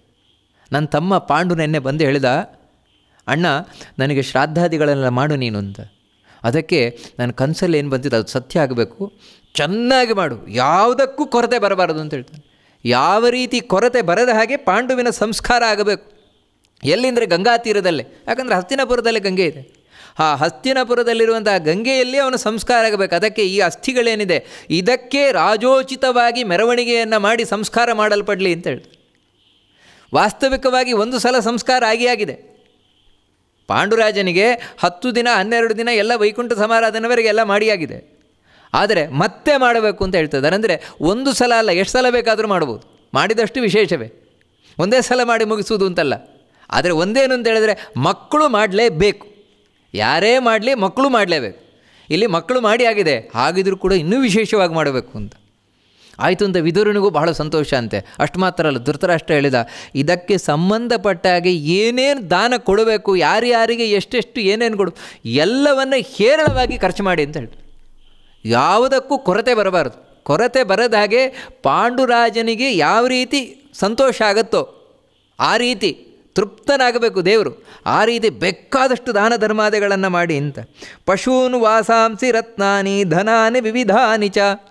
ಎಷ್ಟು ಗೋದಾನ, ಎಷ್ಟು ಸಾವಿರ ಬೇಕಾದರೂ ಕೊಡಿ. ಕುದುರೆ ದಾನ, ಗೋದಾನ, ಆನೆ ದಾನ, ರತ್ನ ಮುತ್ತು ವಜ್ರ ವೈಡೂರ್ಯ ದುಡ್ಡು ಏನು ಬೇಕೋ ಎಲ್ಲ ಕೊಡಿ, ಯಾವುದಕ್ಕೂ ಕಡಿಮೆ ಮಾಡಬೇಡಿ ಅಂತ ಧೃತರಾಷ್ಟ್ರ ಹೇಳ್ದ. ಅಷ್ಟು ಮಾತ್ರ ಅಲ್ಲ, ಕುಂತಿ ಯಾವ ರೀತಿ ಹೇಳ್ತಾಳೋ ಆ ರೀತಿ ಮಾಡಿ. ಕುಂತಿ ಯಾವ ರೀತಿ ಹೇಳ್ತಾಳೆ, ಯಾವ ರೀತಿ ಮಾಡೋದ್ರಿಂದಾಗಿ ಮಾದ್ರಿಗೆ ಖುಷಿ ಆಗುತ್ತೆ ಆ ರೀತಿ ಮಾಡಿ ಅಂತ ಆದೇಶವನ್ನು ಮಾಡಿದ. ವಿದುರ ಆಯಿತು ಅಂತ ಹೇಳಿದ. ಹೇಳಿ ಒಂದು ಪಲ್ಲಕ್ಕಿ ನಿರ್ಮಾಣವನ್ನು ಮಾಡಿದ್ರಂತೆ. ವಾಸ್ತವಿಕವಾಗಿ ಇಲ್ಲಿ ಏನು ಅಂತ ಹೇಳಿದ್ರೆ ಬರೀ ಅಸ್ಥಿ ಅಂತ ಮಾತ್ರ ನಮಗೆ ಮೇಲ್ನೋಟ ಕಾಣಿಸ್ತದೆ. ಆದರೆ ವಾದಿರಾಜರು ಒಂದು ವಿಶೇಷವಾದ ಅಂಶವನ್ನು ಹೇಳ್ತಾರೆ ಲಕ್ಷಾಲಂಕಾರದಲ್ಲಿ. ಏನು ಅಂತ ಹೇಳಿದ್ರೆ ಬರೀ ಅಸ್ಥಿ ಮಾತ್ರ ಅಲ್ಲ, ಮತ್ತು ಆಗ ಬಂಗಾರದ ಇಬ್ಬರದ್ದು ಪ್ರತಿಮೆಯನ್ನು ಮಾಡಿಸಿದ್ರು ಅಂತ. ಪಾಂಡುರಾಜ ಹಾಗೂ ಮಾದ್ರಿ ಇವರಿಬ್ಬರ ಪ್ರತಿಮೆ ಅದು ಹೇಗೆಂದರೆ ವಜ್ರ ವೈಡೂರ್ಯ ನವರತ್ನಗಳಿಂದ ಖಚಿತವಾದಂತಹ ಬಂಗಾರದ ಪ್ರತಿಮೆಯನ್ನು ಮಾಡಿಸಿ ಅದಕ್ಕೆ ಸ್ನಾನ ಮುಂತಾದವುಗಳನ್ನು ಮಾಡಿಸಿ ಅದಕ್ಕೆ ಗಂಧಲೇಪನ, ಈ ಅಸ್ಥಿಗೆ ಹಾಗೂ ಅದಕ್ಕೆ ಬೇಕಾದಷ್ಟು ಗಂಧಲೇಪನವನ್ನು ಮಾಡಿ ಅಲ್ಲಿದ್ದಂತಹ ಪುಷ್ಪಗಳೇನಿದೆ ಅದರಿಂದ ಎಲ್ಲ ಅಲಂಕಾರವನ್ನು ಮಾಡಿ ಒಂದು ಪಲ್ಲಕ್ಕಿಯನ್ನು ತಯಾರು ಮಾಡಿದರಂತೆ. ಆ ಪಲ್ಲಕ್ಕಿಗೆ ಎಲ್ಲ ಬೇಕಾದಷ್ಟು ಅಲಂಕಾರ ಮಾಡಿ ಅದಕ್ಕೆ ವಸ್ತ್ರದಿಂದ ಎಲ್ಲ ಅಲಂಕಾರ ಮಾಡಿ ಅದರಲ್ಲಿ ತೊಗೊಂಡೋದ್ರಂತೆ, ಮೆರವಣಿಗೆಯಲ್ಲೇ ತೊಗೊಂಡೋದ್ರಂತೆ. ಪಾಂಡುರಾಜನದ್ದು ಹಾಗೂ ಮಾದ್ರಿಯದ್ದು ಅಸ್ಥಿ ಹಾಗೂ ಪ್ರತಿಮೆ ಎರಡನ್ನೂ ಕೂಡ ತಗೊಂಡು ಹೋಗಬೇಕಾದರೆ ಹಿಂದಿನಿಂದ ಇಡೀ ಪಟ್ಟಣವೇ ಬಂದಿದೆಯಂತೆ. ಪಾಂಡುರಾಜ ಅಂತ ಹೇಳಿದ್ರೆ ಅಷ್ಟು ಗೊಳೋ ಅಂತ ಅಳ್ತಾ ಇದ್ದಾರೆ. ಅಯ್ಯೋ ನಮ್ಮನ್ನು ಬಿಟ್ಟು ಹೋಗಿಬಿಟ್ಟಿಯಲ್ವಾ, ನನ್ನಮ್ಮ ಬಿಟ್ಟು ಹೋಗಿಬಿಟ್ಟಿಯಲ್ವಾ ಪಾಂಡುರಾಜ ಅಂತ. ಭೀಷ್ಮಾದಿಗಳು ಕೂಡ. ಅಂದರೆ ಇದರಿಂದ ನಾವು ತಿಳ್ಕೊಳ್ಬೇಕಾದದ್ದು ಅಂದರೆ ಆಗಿನ ಕಾಲದಲ್ಲಿ ಪ್ರಜೆಗಳಿಗೂ ರಾಜನಿಗೂ ಏನೊಂದು ಸಂಬಂಧ ಇರ್ತಾಯಿತ್ತು ಅಂತ. ಅಷ್ಟು ಆತ್ಮೀಯವಾದ ಸಂಬಂಧ. ರಾಜ ಅಂತ ಹೇಳಿದ್ರೆ ತಮ್ಮವನು ಅಂತಾನೆ.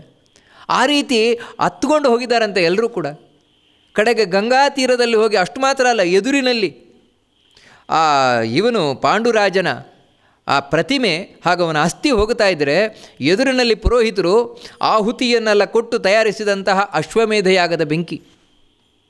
ಅಶ್ವಮೇಧ ಯಾಗ ಬೇರೆ ಏನೇನು ಯಾಗಗಳನ್ನು ಮಾಡಿದಾನೋ ಅವನು ಪವಿತ್ರವಾದ ಯಾಗ, ಆ ಯಾಗಗಳ ಬೆಂಕಿ ಏನಿದೆ ಬೆಂಕಿ ಎದುರಲ್ಲಿ ಹೋಗ್ತಾ ಇದೆಯಂತೆ. ಹಿಂದಿನಿಂದ ಅವನ ಇದು ಅಸ್ಥಿ ಅದು ಹೋಗ್ತಾ ಇದೆಯಂತೆ. ಹೋದ್ಮೇಲೆ ಗಂಗಾ ತೀರದಲ್ಲಿ ಒಂದು ಶುದ್ಧವಾದ ಪ್ರದೇಶದಲ್ಲಿ ಪುರೋಹಿತರು ಯಾವ ರೀತಿ ಆ ಅಸ್ಥಿಗಳಿಗೆ ಕ್ರಮವಾಗಿ ಮಾಡಬೇಕು ಆ ರೀತಿ ಎಲ್ಲ ಸ್ನಾನಾದಿಗಳನ್ನು ಮಾಡಿಸಿ ಪಂಚಾಮೃತ ಮುಂತಾದವುಗಳನ್ನು ಮಾಡೋ ಹಾಲು ಮೊಸರು ಮುಂತಾದವುಗಳಿಂದ ಅಭಿಷೇಕ ಮಾಡಿ ಗಂಗಾಜಲದಿಂದ ಶುದ್ಧವಾಗಿ ಅಭಿಷೇಕವನ್ನು ಮಾಡಿ ಪ್ರತಿಮೆಗೆ ಹಾಗೂ ಅಸ್ಥಿಗೆ. ಆನಂತರ ವಸ್ತ್ರ, ಅದಕ್ಕೆ ನಾನಾ ವಿಧವಾದಂತಹ ಗಂಧಗಳು, ಆ ಗಂಧಗಳ ಹೆಸರೇ ಗೊತ್ತಿಲ್ಲ ನಮಗೆ. ಅಷ್ಟು ಮಾತ್ರ ಅಲ್ಲ, ನಾನಾ ವಿಧವಾದ ಎಣ್ಣೆ, ಅದು ಶುದ್ಧವಾದ ಎಣ್ಣೆ, ಅದನ್ನೆಲ್ಲ ಅದಕ್ಕೆ ಹಚ್ಚಿ ಆನಂತರ ಬೆಲೆ ಬಾಳುವಂತಹ ಮರಗಳ ಏನಿದೆ ಕಾಷ್ಠಗಳು, ಬೆಲೆ ಬಾಳುವಂಥದ್ದು ಗಂಧ, ಶ್ರೀಗಂಧ, ಅಗರುಗಂಧ ಮುಂತಾದ ಗುಗ್ಗುಲ ಮುಂತಾದ ಮರಗಳನ್ನೆಲ್ಲ ಹೇಳ್ತಾರೆ, ಅವುಗಳನ್ನೆಲ್ಲ ಹಾಕಿ ದಹನವನ್ನು ಮಾಡಿದ್ರಂತೆ. ಕ್ರಮ ಪ್ರಕಾರವಾಗಿ ದಹನವನ್ನು ಮಾಡಿದ್ರಂತೆ. ಸುಟ್ರಂತೆ. ಸುಟ್ಟ ಬಳಿಕ ಆ ಪ್ರತಿಮೆಯನ್ನು ಹಾಗೂ ಕಾಷ್ಠವನ್ನು ರಾಜೋಚಿತವಾಗಿ, ಅದು ಹೇಗೆಂದರೆ ಮೆರವಣಿಗೆಯಲ್ಲಿ ಛತ್ರ ಚಾಮರ ಎಲ್ಲ ಹೋಗಿದೆಯಂತೆ ಪಾಂಡುರಾಜನ ಅಸ್ಥಿಯೊಟ್ಟಿಗೆ. ಆಮೇಲೆ ಅದನ್ನು ಸುಟ್ಟು ಆ ಅಸ್ಥಿ ಸುಟ್ಟಾದ ಮೇಲೆ ಮತ್ತೆ ಉಳಿದದ ತುಂಡೇನಿದೆ ಅದನ್ನು ಒಂದು ಮಡಿಗೆಯಲ್ಲಿ ಇಟ್ಕೊಂಡು ಅದನ್ನು ನೋಡಿ ಹತ್ತಿದಾರಂತೆ. ಆಮೇಲೆ ಎಲ್ಲರೂ ಕೂಡ ಸ್ನಾನವನ್ನು ಮಾಡಿ ಆ ದಹನ ಆದಮೇಲೆ ಧೃತರಾಷ್ಟ್ರನೇ ಮೊದಲಾದ ಎಲ್ಲರೂ ಕೂಡ ಸ್ನಾನವನ್ನು ಮಾಡಿ ಉದಕಾಂಜಲಿಯನ್ನು ಕೊಟ್ಟಿದ್ದಾರಂತೆ. ಅಂದರೆ ನೀರು ಕೊಡೋದು. ಉದಕಾಂಜಲಿ ನಿಜವಾಗಲೂ ಕೂಡ ಅದೊಂದು ಕ್ರಮ. ಯಾರೇ ಆಗಲಿ ನಮ್ಮ ಬಂಧು ಬಾಂಧವರು ಮರಣವನ್ನು ಹೊಂದಿದ್ದು ಆ ವಿಷಯವನ್ನು ಕೇಳಿದ ಕೂಡಲೇ ಸ್ನಾನ ಮಾಡಬೇಕಂತೆ. ಸಾಧ್ಯ ಇದ್ದರೆ ಒಂದು ಉದಕಾಂಜಲಿಯನ್ನು ಕೊಡಬೇಕಂತೆ. ಇವತ್ತು ನಮ್ಮಲ್ಲಿ ಸಾಮಾನ್ಯ ಕೆಲವು ಕಡೆ 10ನೇ ದಿನ ಇದು ವಾಡಿಕೆಗಿದೆ. ಧರ್ಮೋದಕ ಅಂತ ಹೇಳಿ ಅದು ಉದಕವನ್ನು ಕೊಡುವಂಥದ್ದಿದೆ. ಅದು ಮೊದಲನೇ ದಿನದಿಂದಲೇ ಕೊಡ್ಕೊಂಬರಬೇಕು ಅಂತ ಹೇಳ್ತಾರೆ, ಕೊಡಬೇಕು ಅಂತ. ಆ ರೀತಿ ಎಲ್ಲರೂ ಕೂಡ ಕೊಟ್ಟಿದ್ದಾರಂತೆ. ಯಾರು ಆತ್ಮೀಯರು ಬಂಧು ಬಾಂಧವರಿದ್ದಾರೆ ಅವರೆಲ್ಲ ಉದಕಾಂಜಲಿಯನ್ನು ಕೊಟ್ಟು ಆನಂತರ ಮನೆಗೆ ಬಂದರಂತೆ. ಮನೆಗೆ ಬಂದರೂ ಕೂಡ ಎಷ್ಟರ ಮಟ್ಟಿಗೆ ಮಹಾಭಾರತ ಹೇಳುತ್ತದೆ, ಊರಿನ ಜನ ಎಲ್ಲರೂ ಕೂಡ ಯಥಾಚ ಪಾಂಡವ ಭೂಮೌ ಶೇರತೆ ಸಹ ಬಾಂಧವಾ ತಥೈವ ನಾಗರ ರಾಜನ್ ಶಿಷ್ಯರೇ ಬ್ರಾಹ್ಮಣಾದಯ. ಆಮೇಲೆ ಸೂತಿಕಾಚರಣೆ. ಯಾವಾಗ ಸುಟ್ಟ ಮೇಲಿನಿಂದ 12 ದಿನ ಸೂತಿಕಾಚರಣೆ, ಅಂದರೆ 10 ದಿನ. ಆಮೇಲೆ ಉಳಿದ ಕಾರ್ಯಕ್ರಮಗಳಿದೆ ಅಲ್ವ. ಅಲ್ಲಿವರೆಗೆ ಹಾಸಿಗೆಯಲ್ಲಿ ಮಲಗಬಾರ್ದು, ಮಂಚದ ಮೇಲೆ ಮಲಗಬಾರ್ದು ಅಂತೆಲ್ಲ ನಿಯಮ. ನೆಲದ ಮೇಲೆ ಮಲಗಬೇಕು. ಹಾಗೆ ಪಾಂಡವರು ಮಲಗಿದ್ದಾರೆ. ಯಾಕಂದರೆ ತಮ್ಮ ತಂದೆ ಇದ್ದಲ್ವ, ಒಂದು ಸಲ ಮಾಡಿ ಆಗಿದೆ, ಇನ್ನೊಂದು ಸಲ ಮತ್ತೆ ಇವಾಗ ರಾಜ್ಯೋಚಿತವಾಗಿ ಅವರು ಮಲಗಿದ್ದಾರಂತೆ. ಕುಟುಂಬದವರು ಕೂಡ ಅಷ್ಟೇ. ಯಾರು ಕುಟುಂಬದವರು ಹಾಸಿಗೆ ಮಂಚ ಆದ ಮೇಲೆ ಮಲಗಲಿಕ್ಕಿಲ್ಲ. ಎಲ್ಲರೂ ಕೂಡ ನೆಲದ ಮೇಲೆ ಮಲಗಬೇಕು. ಏನೊಂದು ವಸ್ತ್ರ ಹಾಕಿಕೊಂಡು, ಒಂದು ಬಟ್ಟೆ ಹಾಕ್ಕೊಂಡು, ಚಾಪೆ ಹಾಕ್ಕೊಂಡು.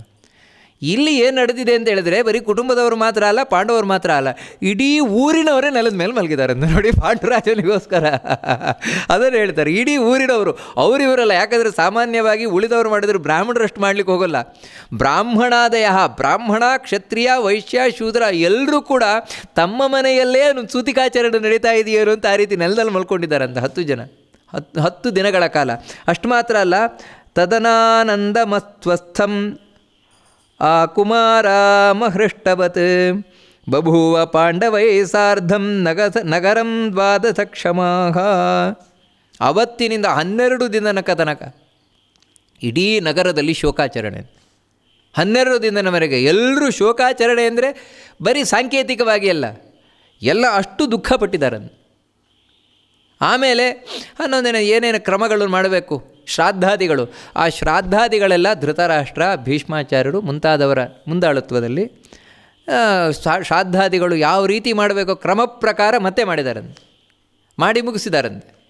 ಮಾಡಿ ಮುಗಿಸಿ ಆನಂತರ ಪಾಂಡವರಿಗೆ ಏನು ವ್ಯವಸ್ಥೆಯನ್ನು ಮಾಡಬೇಕು ಭೀಷ್ಮಾಚಾರ್ಯರ ನೇತೃತ್ವದಲ್ಲಿ. ಯಾಕಂದರೆ ಧೃತರಾಷ್ಟ್ರನೇ ಅಷ್ಟು ಮುಂಜಾಗ್ರತೆ ವಹಿಸ್ಲಿಕ್ಕೆ ಹೋಗೋಲ್ಲ, ಎಷ್ಟಂದ್ರೂ ಸ್ವಲ್ಪ ಮಟ್ಟಿಗೆ ಅಷ್ಟಕ್ಕಷ್ಟೇ. ಅವನು ವಿದುರ, ಭೀಷ್ಮರು ಅವರು ಕೃಪಾಚಾರ್ಯರಲ್ಲಿ ಈ ಇದಕ್ಕೆ ಶಾಸ್ತ್ರಾಭ್ಯಾಸ ಅದಕ್ಕೆ ಬಿಟ್ಟಿದ್ದಾರಂತೆ ಪಾಂಡವರನ್ನು. ಈಗಾಗಲೇ ದುರ್ಯೋಧನಾದಿಗಳು ಅಲ್ಲೇ ಅಭ್ಯಾಸ ಮಾಡ್ತಾ ಇದ್ದಾರೆ.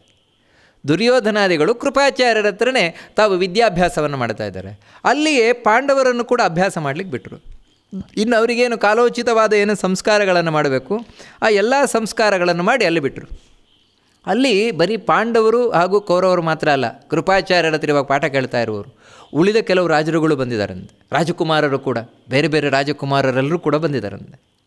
ಬಂದು ಅಲ್ಲಿ ಸೇರಿಕೊಂಡಿದ್ದಾರೆ. ಯಾಕಂತೇಳಿದ್ರೆ ಪಾಂಡವರು ಕೌರವರು ಇಬ್ಬರಿಗೂ ಪಾಠ ಹೇಳ್ತಾ ಇದ್ದಾರೆ. ಕೃಪಾಚಾರ್ಯರು ಅಂದರೆ ಆಗಿನ ಕಾಲದಲ್ಲಿ ಅಂಥ ದೊಡ್ಡ ಫೇಮಸ್ ಆದವರು, ಬಹಳ ಪ್ರಸಿದ್ಧರಾದವರು. ಅದಕ್ಕೆ ಬೇರೆ ಬೇರೆ ರಾಜಕುಮಾರರೆಲ್ಲ ಬಂದು ಸೇರಿಕೊಂಡಿದ್ದಾರೆ.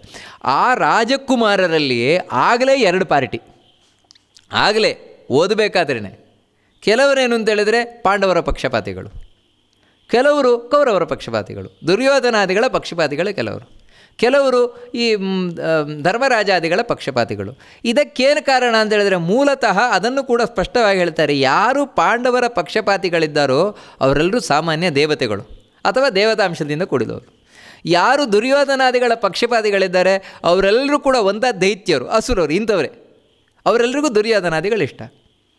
ಅಲ್ಲಿ ಏನು ಅಂತೇಳಿದರೆ ವಿಶೇಷವಾಗಿ ವಿದ್ಯಾಭ್ಯಾಸವನ್ನು ಮಾಡ್ತಾ ಇರಬೇಕಾದ್ರೆ ವಿದ್ಯಾಭ್ಯಾಸ ಒಂದು ಕಡೆ ನಡೀತಾ ಇತ್ತಲ್ವ, ಅದಾದ ಮೇಲೆ ನಡೀತಾ ಇದ್ದದ್ದೇ ಬಹಳ ಮುಖ್ಯ. ಅಲ್ಲೇನು ಅಂತೇಳಿದರೆ ಅಲ್ಲಿ ತಾನು ಮಿಂಚುತ್ತಾ ಇದ್ದವನು ಯಾರು ಅಂದರೆ ಭೀಮಸೇನ. ಯಾವುದೇ ಒಂದು ಕಾರ್ಯಕ್ರಮ ಆಗಲಿ ಅಲ್ಲಿ ಮಿಂಚುವುದು ಭೀಮಸೇನ. ಕಾರ್ಯಕ್ರಮ ಅಂದರೆ ಇನ್ನೇನಲ್ಲ, ಓಡುವುದರಲ್ಲಿ ರನ್ನಿಂಗ್ ರೇಸ್. ಯಾರು ಓಡುವುದರಲ್ಲಿ ಫಸ್ಟು ಅಂತ ಹೇಳಿದ್ರೆ ಭೀಮಸೇನ.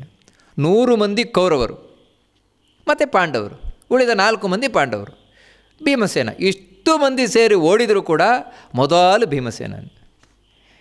ಈ ದುರ್ಯೋಧನ ಅಂದರೆ ಇದೇನು ಅಂತ ಹೇಳಿದರೆ ಯಾವಾಗ ಭೀಮಸೇನ ಗೆಲ್ತಾನೆ ಇನ್ನೂ ಒಳಗಿನಿಂದ ಕಿಚ್ಚು ಹೆಚ್ಚಾಗುತ್ತೆ ದುರ್ಯೋಧನನಿಗೆ. ಅಯ್ಯೋ ಅವನೇ ಗೆದ್ದ, ನನಗಿಲ್ಲ.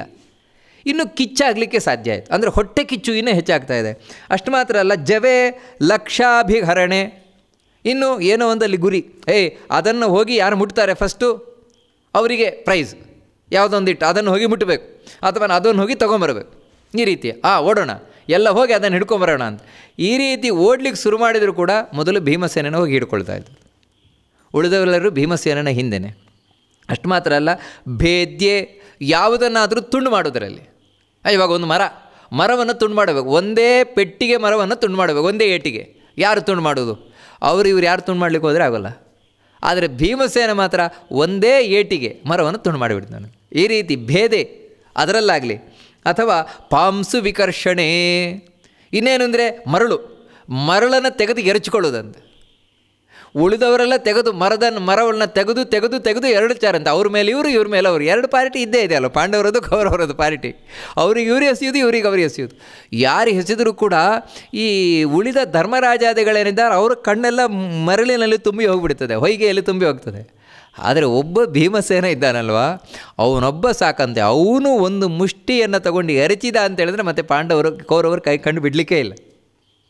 ಅವ್ರು ಎಲ್ಲಿದ್ದೇವೆ ಅಂತಲೇ ಗೊತ್ತಿಲ್ಲ. ಆ ರೀತಿ ಭೀಮಸೇನ ಒಮ್ಮೆ ಮರಳನ್ನು ಎರಚುತ್ತಾ ಇದ್ದ ಅಂತೇಳಿದರೆ ದೊಡ್ಡ ಸುನಾಮಿ ಬಂದಾಗೆ, ಸುಂಟ್ರು ಗಾಳಿ ಬಂದಾಗೆ, ಯಾರಿಗೆ ಏನೂ ಮಾಡಲಿಕ್ಕಾಗಲ್ಲ ಅಂತ ಅಲ್ಲೂ ಸೋತು ಹೋಗ್ತಾ ಇದ್ರಂತೆ.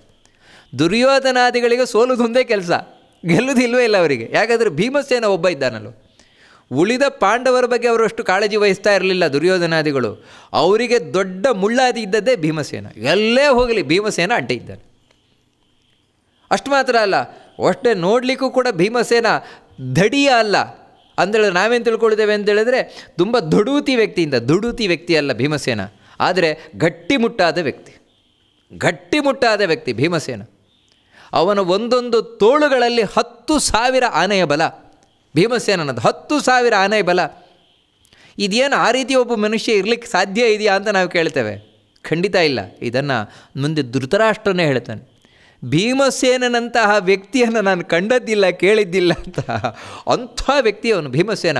ಅಷ್ಟು ಮಾತ್ರ ಅಲ್ಲೇನೋ ಹೇಳ್ತಾರೆ, ಹರ್ಷಾಧೇತಾನ್ ಕ್ರೀಡಮಾನಾನ್ ಗೃಹ್ಯಕಾಕನಿಲೀಯನೇ ಶಿರಸ್ಸು ಚ ನಿಗೃಹ್ಯೇತಾನ್ ಯೋಧಯಾಮಾಸ ಪಾಂಡವ ಅಂತ ಹೇಳ್ತಾರೆ. ಆಟ ಆಡ್ತಾ ಇದ್ದಾರೆ ಅಂತ.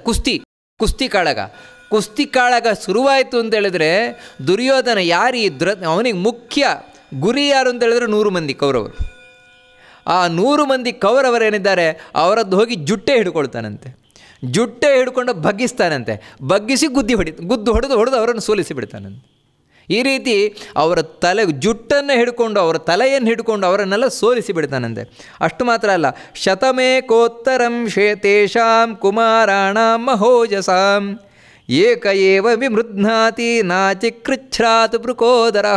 ತನ್ನ ಎಲ್ಲ ಸಹೋದರರಿಗೆ ಹೇಳ್ತಾ ಇದ್ದಾನೆ, ನೀವು ಸುಮ್ಮನೆ ನೋಡ್ತಾ ಇರಿ, ನೀವು ಯಾರು ಬರಬೇಡಿ, ನಾನೊಬ್ಬನೇ ಹೋಗ್ತೇನೆ ಅಂತ ಭೀಮಸೇನ ಒಬ್ಬನೇ ಬರ್ತಾ ಇದ್ದಾನೆ. ಒಬ್ಬನೇ ಹೋಗಿ 101 ಮಂದಿ ಕೌರವರು, ಒಂದೇನೇ US ಒಬ್ಬ ಇದ್ನಲ್ವ, ಸೇರಿ 101 ಮಂದಿ ಎಲ್ಲ ಕೌರವರನ್ನು ಕೂಡ ಇವನೊಬ್ಬನೇ ತಾನು ಸೋಲಿಸ್ತಾ ಇದ್ದಂತೆ. ನಾವು ಸಿನಿಮಾಗಳಲ್ಲಿ ನೋಡ್ತೇವೆ ಅಷ್ಟೇ, ಇವುಗಳನ್ನು ಫೈಟಿಂಗ್ ಮಾಡೋದಲ್ಲ. ಅದೇನಂತ ಹೇಳಿದ್ರೆ ಬರೀ ತೋರಿಸೋದಷ್ಟೇ. ಆದರೆ ಇದು ನಿಜ ಜೀವನ. ಒಬ್ಬ ಭೀಮಸೇನ ಅಷ್ಟೂ ಮಂದಿ ಕೌರವರನ್ನು ಹೊಡೆದು ಉರುಳಿಸ್ತಾ ಇದ್ದಂತೆ. ಹೆಚ್ಚು ಹೊತ್ತು ತಗೊಳ್ತಾ ಇರಲಿಲ್ಲವಂತೆ, ಎಷ್ಟು ಕಷ್ಟವೂ ಪಡ್ತಾ ಇರಲಿಲ್ಲವಂತೆ. ಆ ರೀತಿ ತಾನು ಹೊಡೆದು ಉರುಳಿಸ್ತಾ ಇದ್ದಂತೆ. ಯಾಕೆ ಅಂತ ಹೇಳ್ತಾರೆ, ಅವನು ಹಿಮಾಲಯದಲ್ಲಿದ್ದಾಗ ಭೀಮಸೇನ ಆಟ ಆಡ್ತಾ ಇದ್ದದ್ದು ಸಿಂಹದೊಟ್ಟಿಗೆ, ಹುಲಿಯೊಟ್ಟಿಗೆ, ಮನುಷ್ಯರೊಟ್ಟಿಗಲ್ಲ. ಅದಕ್ಕೋಸ್ಕರ ಹೇಳ್ತಾರೆ, ಅಲ್ಲಿಂದ ಇಲ್ಲಿಗೆ ಬಂದ ಮೇಲೆ ಈ ದುರ್ಯೋಧನಾದಿಗಳೊಟ್ಟಿಗೆ ಯುದ್ಧ ಮಾಡಲಿಕ್ಕೆ ಹೋದಾಗ ಇವುಗಳು ಪೆಟ್ಟು ತಿಂದು ಓಡಿ ಹೋಗ್ತವೆ, ಅದರ ಪೆಟ್ಟು ತಿಂದು ಬಿದ್ದು ಬಿಡ್ತವೆ. ಇದನ್ನು ನೋಡಿ, ಅಯ್ಯೋ ಇದರಿಂದ ಹಿಮಾಲಯಗಳ ಹುಲಿಯೇ ಆಗ್ತಾಯಿದ್ದು, ಸಿಂಹವೇ ಆಗ್ತಾಯಿದೆ. ಯಾಕಂದರೆ ಹುಲಿ ಸಿಂಹ ಪೆಟ್ಟು ತಿಂದು ಓಡಿ ಹೋಗೋಲ್ಲ, ಇನ್ನೂ ರೋಷದಿಂದ ಮುನ್ನುಗ್ಗಿ ಬರ್ತವೆ. ಆದರೆ ಇವುಗಳಿಗೆ ಆ ಶಕ್ತಿಯೇ ಇಲ್ವ ಅಂತೇಳಿ ಬೇಜಾರು ಮಾಡ್ಕೊಳ್ತಾ ಇದ್ದಂತೆ. ಅಲಸಾನ್ ವಿಹಾರ ನಿರೀಕ್ಷ ಸರ್ವಾನಪಿ ಬಂದಲೀಲ ಅಂತ. ಅಯ್ಯೋ ಇವುಗಳೇನು ಆಟ ಆಡ್ತವೆ ಅಂತ. ಆ ರೀತಿ ಭೀಮಸೇನನಿಗೆ ಎದುರಿಸುವವರೇ ಇಲ್ಲ. ಜಲೇಶು ಚ ನಿಗೃಹ್ಯೇನಾನ್ ವಿನಿಹತ್ಯ ಬಲಾತ್ ಬಲಿ. ಕೆಲವು ಸಲ ಏನು ಅಂತ ಹೇಳಿದರೆ, ದಶಬಾಲಾಂಜಲೇ ಕ್ರೀಡನ್ ಭುಜಾಭ್ಯಾಂ ಪರಿಗೃಹ್ಯ ಸಹ. ಬನ್ನಿ ನಿಮ್ಮನ್ನು ನಾನು ಗಂಗೆಯಲ್ಲಿ ದಾಟಿಸ್ತೇನೆ ಅಂಥೇಳಿ ಆ ಕೌರವರನ್ನೆಲ್ಲ ತಾನು ಕೂರಿಸ್ಕೊಳ್ತಾ ಇದ್ದಂತೆ. ತನ್ನ ಹೆಗಲ ಮೇಲೆ ಎಷ್ಟು ಅಂದರೆ ತನ್ನ ಹೆಗಲ ಮೇಲೆ 10 ಜನರನ್ನು ಕೂರಿಸ್ಕೊಳ್ತಾ ಇದ್ದಂತೆ. 10 ಜನರನ್ನು ಕೂರಿಸ್ಕೊಂಡು ಕೆಲವರನ್ನು ಕೈಯಲ್ಲಿ ಹಿಡ್ಕೊಂಡು ಗಂಗೆಯನ್ನು ದಾಟಿಸ್ತೇನೆ ಅಂತ ಕರ್ಕೊಂಡು ಹೋಗೋದಂತೆ. ಇವರೇನು ಖುಷಿಯಿಂದ ಕೂತ್ಕೊಳ್ತಾರೆ. ಹೋಗಿ ಗಂಗೆಯ ಮಧ್ಯದಲ್ಲಿ ಮುಳುಗಿಬಿಡೋದು. ಇವರು ಏನು ಅಂತ ಹೇಳಿದ್ರೆ ಹಾಗೆ ಬಿಡಲಿಕ್ಕಿಲ್ಲ, ಇದ್ರಲಿಕ್ಕಿಲ್ಲ. ಎಲ್ಲಿವರೆಗೆ ಅಂತ ಹೇಳಿದ್ರೆ ಅವ್ರು ಇನ್ನೇನು ನೀರು ಕುಡಿದು ಒದ್ದಾಡಿ ಸಾಯ್ತೇವೆ ಅಂತ ಹೇಳ್ಬೇಕಾದ್ರೆ ಮೇಲೆ ಬರ್ತಾರೆ. ಅಬ್ಬ ಈಗಾದರೆ ಈ ರೀತಿ ಅವರಿಗೆ ತುಂಬ ಗೋಳು ಹೊಯ್ಕೊಳ್ತಾ ಇದ್ನಂತೆ ಆ ಎಲ್ಲ ಕೌರವರಿಗೆ. ಕೆಲವು ಸಲ ಅಂತಲೂ ಏನು ಅಂತ ಹೇಳಿದರೆ ಅವರನ್ನು ತೊಗೊಂಡೋಗಿ ಗಂಗೆಗೆ ಎಸ್ತು ಬಿಡ್ತಾ ಇದ್ನಂತೆ. ಹೇಗೋ ಬಚಾವಾಗಿ ಈಜ್ಕೊಂಡು ಬರಬೇಕಷ್ಟೆ. ಈ ರೀತಿ ಕೆಲವು ಸಲ ಅವರನ್ನು ಗಂಗೆಗೆ ಎಸೆಯುವಂಥದ್ದು, ಕೆಲವರು ಅವರನ್ನು ಮುಳುಗಿಸಿ ಬಿಡುವಂಥದ್ದು, ಅಥವಾ ಜಲಯೇಶು ಚ ನಿಗೃಹ್ಯೇತಾನ್ ವಿನಿಹತ್ಯ ಕೆಲವರು ಸಲ ತೊಗೊಂಡೋಗಿ ಮುಳುಗಿಸಿ ಬಿಡುವಂಥದ್ದು. ಇನ್ನು ಕೆಲವು ಸಲ ಅಂತೂ ಕೂಡ ಎಲ್ಲ ಕೌರವರು ಒಳ್ಳೆ ಮರದಲ್ಲಿ ಹಣ್ಣು ಬಿಟ್ಟಿರ್ತದಂತೆ. ಆ ಹಣ್ಣನ್ನೆಲ್ಲ ನಾವು ಕೊಯ್ಯಬೇಕು ಅಂತ ಹೇಳಿ ತಾವು ಹೋಗಿ ಮರದ ಮೇಲೆ ಎಲ್ಲ ಏರಿ ಕೂತಿದ್ದಾರಂತ ದುರ್ಯೋಧನಾದಿಗಳೆಲ್ಲ. ಹಣ್ಣನ್ನು ಕೊಯ್ಯಬೇಕು ಅಂತ ದೊಡ್ಡ ಮರ ಅದರಲ್ಲೆಲ್ಲ ಏಲ್ ಕೂತಿದ್ದಾರಂತೆ. ಭೀಮಸೇನ ಕೆಳಗಿಂದ ಬಂದವನು ಅಯ್ಯೋ ಒಂದು ಹಣ್ಣು ಕುಯ್ಯಲಿಕ್ಕೆ ಇಷ್ಟು ಕಷ್ಟಪಡ್ತೀರಾ ಅಂತ ಹೇಳಿ ತನ್ನ ಕಾಲಿನಿಂದ ತೆಗೆದು ಒಮ್ಮೆ ಮರಕ್ಕೆ ಹೋದಂತೆ. ಹಣ್ಣು ಮಾತ್ರ ಅಲ್ಲ, ಅಲ್ಲಿದ್ದ 100 ಮಂದಿ ತುಪ ಕೆಳಗೆ ಬಿದ್ದಂತೆ. ಅವೆಲ್ಲರೂ ಕೂಡ ಬಿದ್ದು ಕೈಗೆ ಕಾಲಿಗೆಲ್ಲ ಗಾಯ ಮಾಡಿಕೊಂಡ್ರೆ ಭೀಮಸೇನ ನಗುತ್ತಾ ಇದ್ದಂತೆ. ಹೀಗೆ ಅದನ್ನು ಹೇಳ್ತಾರೆ, ತದಾ ಪಾದ ಪ್ರಹಾರೇಣ ಭೀಮ ಕಂಪಯತೆ ದ್ರುಮಂ. ಇಡೀ ಮರ ತಾನು ನಡಗುತ್ತಾ ಇತ್ತಂತೆ, ಹಣ್ಣುಗಳು ಬೀಳ್ತಾ ಇದ್ದಂತೆ, ದುರ್ಯೋಧನಾದಿಗಳು ಕೆಳಗೆ ಬೀಳ್ತಾ ಇದ್ರಂತೆ. ಅಷ್ಟು ಮಾತ್ರ ಅಲ್ಲ, ಇನ್ನು ಹೇಳ್ತಾರೆ, ನತೇ ನಿಯುದ್ಧೇ ನ ಜವೇ ಯೋಗ್ಯಾಸು ನ ಕದಾಚನ ಕುಮಾರ ಉತ್ತರಂ ಚಕ್ರುಹು ಸ್ಪರ್ಧಮಾನಾವೃಕೋದರಂ. ಇಷ್ಟೆಲ್ಲ ಪೆಟ್ಟು ತಿಂದರು, ಇಷ್ಟೆಲ್ಲ ಸೋತೋದ್ರು, ಇಷ್ಟೆಲ್ಲ ಅವಮಾನ ಆದರೂ ಯಾವ ದುರ್ಯೋಧನಾದಿಗಳೂ ಕೂಡ ಇವನಿಗೆ ಭೀಮಸೇನಿಗೆ ಎದುರಿನಲ್ಲಿ ಏನು ಮಾಡಲಿಕ್ಕೆ ಹೋಗ್ತಾ ಇರಲಿಲ್ಲ. ಯಾಕಂತೇಳಿದ್ರೆ ಇವನಿಗೇನಾದರೂ ನಾವು ಎದುರಿನಲ್ಲಿ ಮಾಡಲಿಕ್ಕೆ ಹೋದ್ವು ಅಂತೇಳಿದ್ರೆ, ಕಾಂಪಿಟೇಷನ್ಗೆ ಇಳಿದು ಅಂತೇಳಿದ್ರೆ ಪೆಟ್ಟು ತಿನ್ನೋದು ಮತ್ತು ಸಹಜ. ಈಗಾಗಲೇ ಸಾಕು ಅಂತ ಯಾರು ಅವನೊಟ್ಟಿಗೆ ಹೋಗ್ತಾ ಇರಲಿಲ್ಲ, ಸ್ಪರ್ಧೆಗೆ ಇಳಿತಾ ಇರಲಿಲ್ಲ ಅಂತೇಳಿದ್ರೆ. ಭೀಮಸೇನಿದ್ದಾನೆ ಏಕೈಕ ವೀರ, ಅವನಿಗೆ ಎದುರಿಸುವವರೇ ಯಾರಿಲ್ಲ.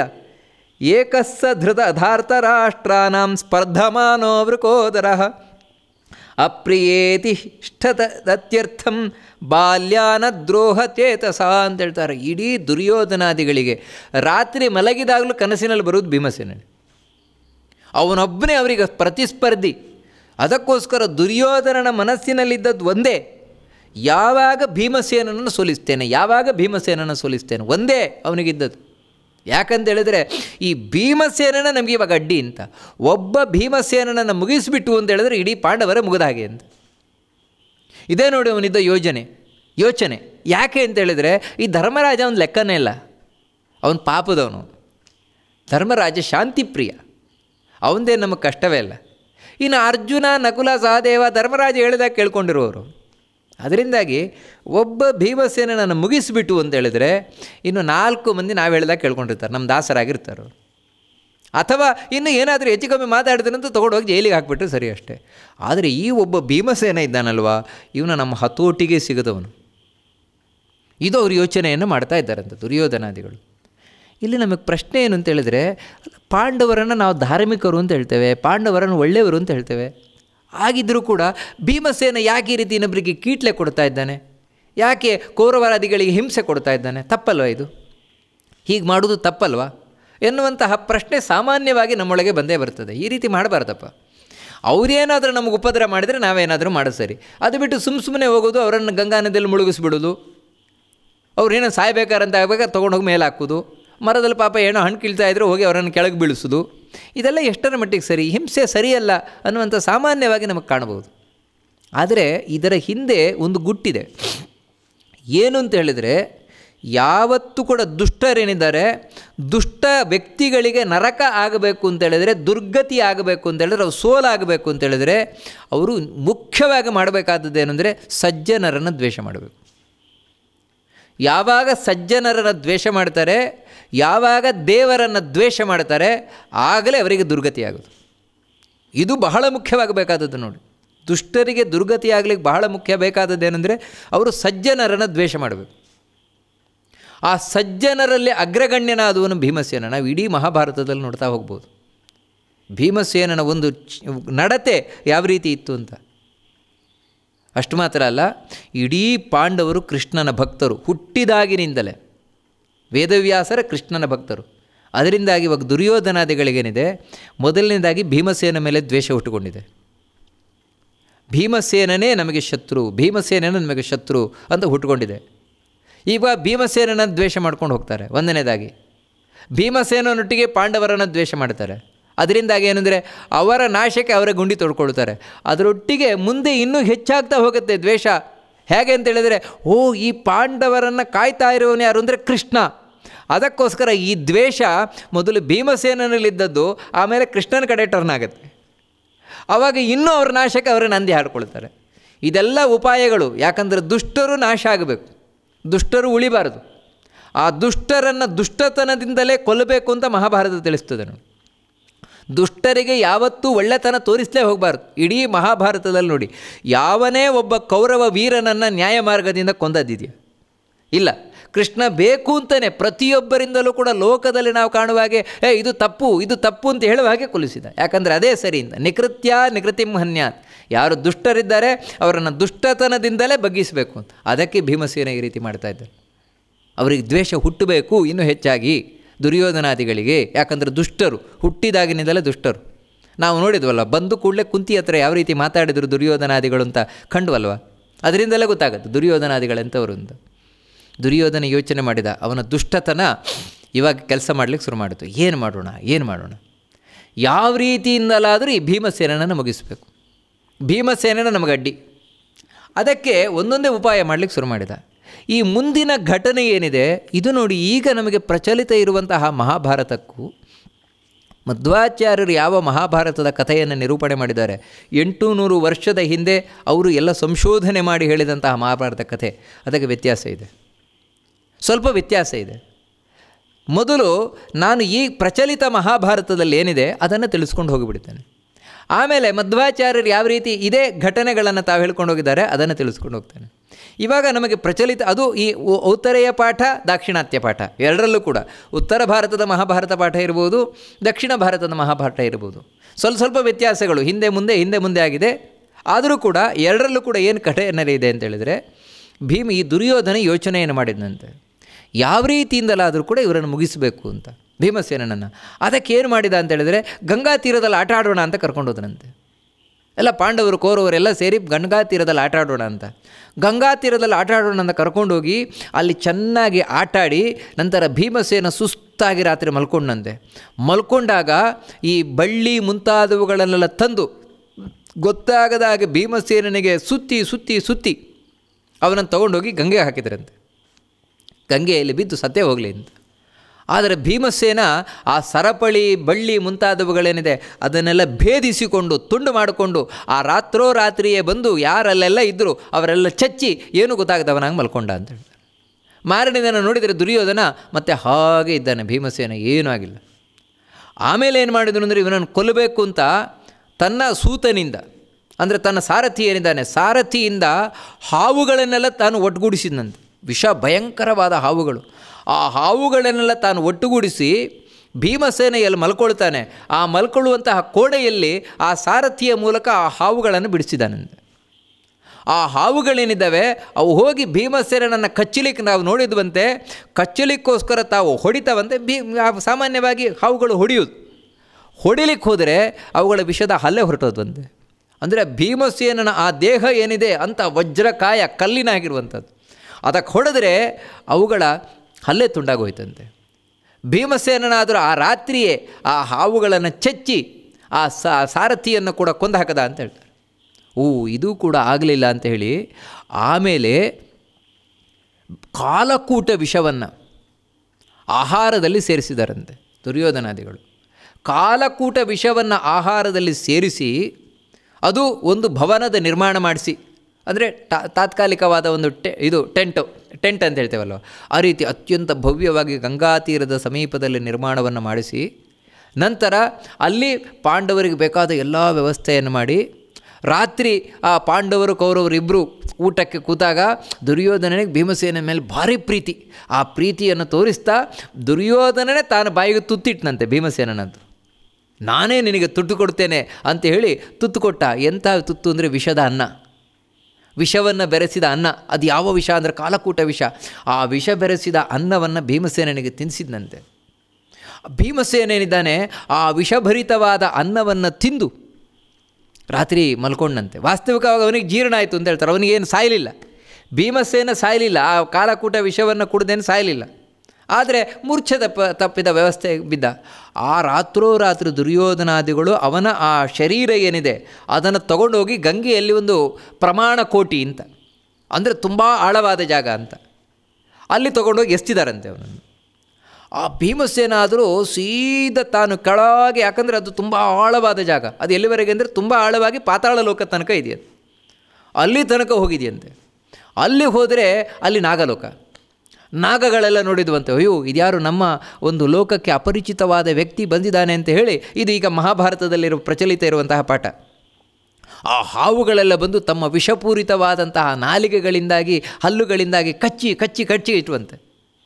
ಯಾವಾಗ ಅವುಗಳು ಕಚ್ಚಲಿಕ್ಕೆ ಶುರು ಮಾಡಿದವು, ಆಗ ಆ ವಿಷದಿಂದಾಗಿ ಭೀಮಸೇನನ ಒಳಗಿದ್ದಂತಹ ವಿಷ ಏನಿದೆ ಅದೆಲ್ಲವೂ ಕೂಡ ಶಾಂತ ಆಯಿತು ಅಂತ ಹೇಳ್ತಾರೆ. ಆ ವಿಷದಿಂದಾಗಿ ಈ ವಿಷ ಶಾಂತ ಆಯಿತು. ಆದರೆ ಅವನಿಗೇನೂ ಆಗಲಿಲ್ಲ ಅಂತ ಹೇಳ್ತಾರೆ. ಭೀಮಸೇನನಿಗೆ ಆಗಲೂ ಏನೂ ಆಗಲೇ ಇಲ್ಲ ಅಂತ. ಯಾವಾಗ ಏನೂ ಆಗಲೇ ಇಲ್ಲ, ಆ ನಾಗಗಳೆಲ್ಲ ಹೋಗಿ ವಾಸುಕಿಗೆ ತಿಳಿಸಿದ್ವಂತೆ, ನಾಗಲೋಕದಲ್ಲಿರುವ ವಾಸುಕಿಗೆ ತಿಳಿಸಿದ್ವಂತೆ. ವಾಸುಕಿ ಯಾರಿದು ಅಂತ ನೋಡ್ಲಿಕ್ಕೆ ಬಂದರೆ ಭೀಮಸೇನ. ಸಂತೋಷ ಆಯಿತಂತೆ ವಾಸುಕಿಗೆ. ಅವನ ಮಗ ಆರ್ಯಕ ಅಂತಿದ್ದಂತೆ. ಆ ಆರ್ಯಕ ಭೀಮಸೇನನ ಅಪ್ಪಿಕೊಂಡಂತೆ, ಭೀಮಸೇನನ ಆರ್ಯಕನನ್ನು ಅಪ್ಪಿಕೊಂಡಂತೆ. ಆನಂತರ ವಾಸುಕಿ ಕೇಳ್ತಾನೆ ಭೀಮಸೇನನಿಗೆ, ನಿನಗೆ ಏನು ಬೇಕು ಹೇಳು, ನಾನು ಕೊಡ್ತೇನೆ, ಬೇಕಾಗಿದ್ದೆಲ್ಲ ಕೊಡ್ತೇನೆ ಅಂತ. ಆರ್ಯಕನನ್ನು ಕೇಳ್ತಾನೆ ತನ್ನ ಮಗನನ್ನು, ಇವನಿಗೇನು ಕೊಡೋಣ ಅಂತ. ಅಲ್ಲಿ ಒಂದು 8 ಸರೋವರಗಳಿದೆಯಂತೆ. ಅದರಲ್ಲಿ ಒಂದೊಂದರಲ್ಲಿ ಸ್ನಾನ ಮಾಡಿದರೂ ಕೂಡ 1,000 ಆನೆಯ ಬಲ ಬರ್ತದಂತೆ. ಅದರಲ್ಲಿ ಭೀಮಸೇನನಿಗೆ ಸ್ನಾನ ಮಾಡಲಿಕ್ಕೆ ಹೇಳಿದಂತೆ. ಬೇಕಾದಷ್ಟು ಮುತ್ತು, ವಜ್ರ, ವೈಡೂರ್ಯ ಮುಂತಾದವುಗಳನ್ನೆಲ್ಲ ಕೊಟ್ಟು 8 ದಿನಗಳ ಕಾಲ ಅಲ್ಲಿ ಇಡಿಸ್ಕೊಂಡಿದ್ದಂತೆ ವಾಸುಕಿ. 8 ದಿನಗಳ ಕಾಲ ಆತಿಥ್ಯವನ್ನು ಸ್ವೀಕಾರ ಮಾಡಿ ಆನಂತರ ಭೀಮಸೇನನ ಕರ್ಕೊಂಡು ಬಂದು ಎಲ್ಲಿ ಮೊದಲು ಅವನು ಬಿದ್ದಿದ್ನೋ ಅಲ್ಲೇ ಕರ್ಕೊಂಡು ಬಂದುಬಿಟ್ರು ಅಂತ.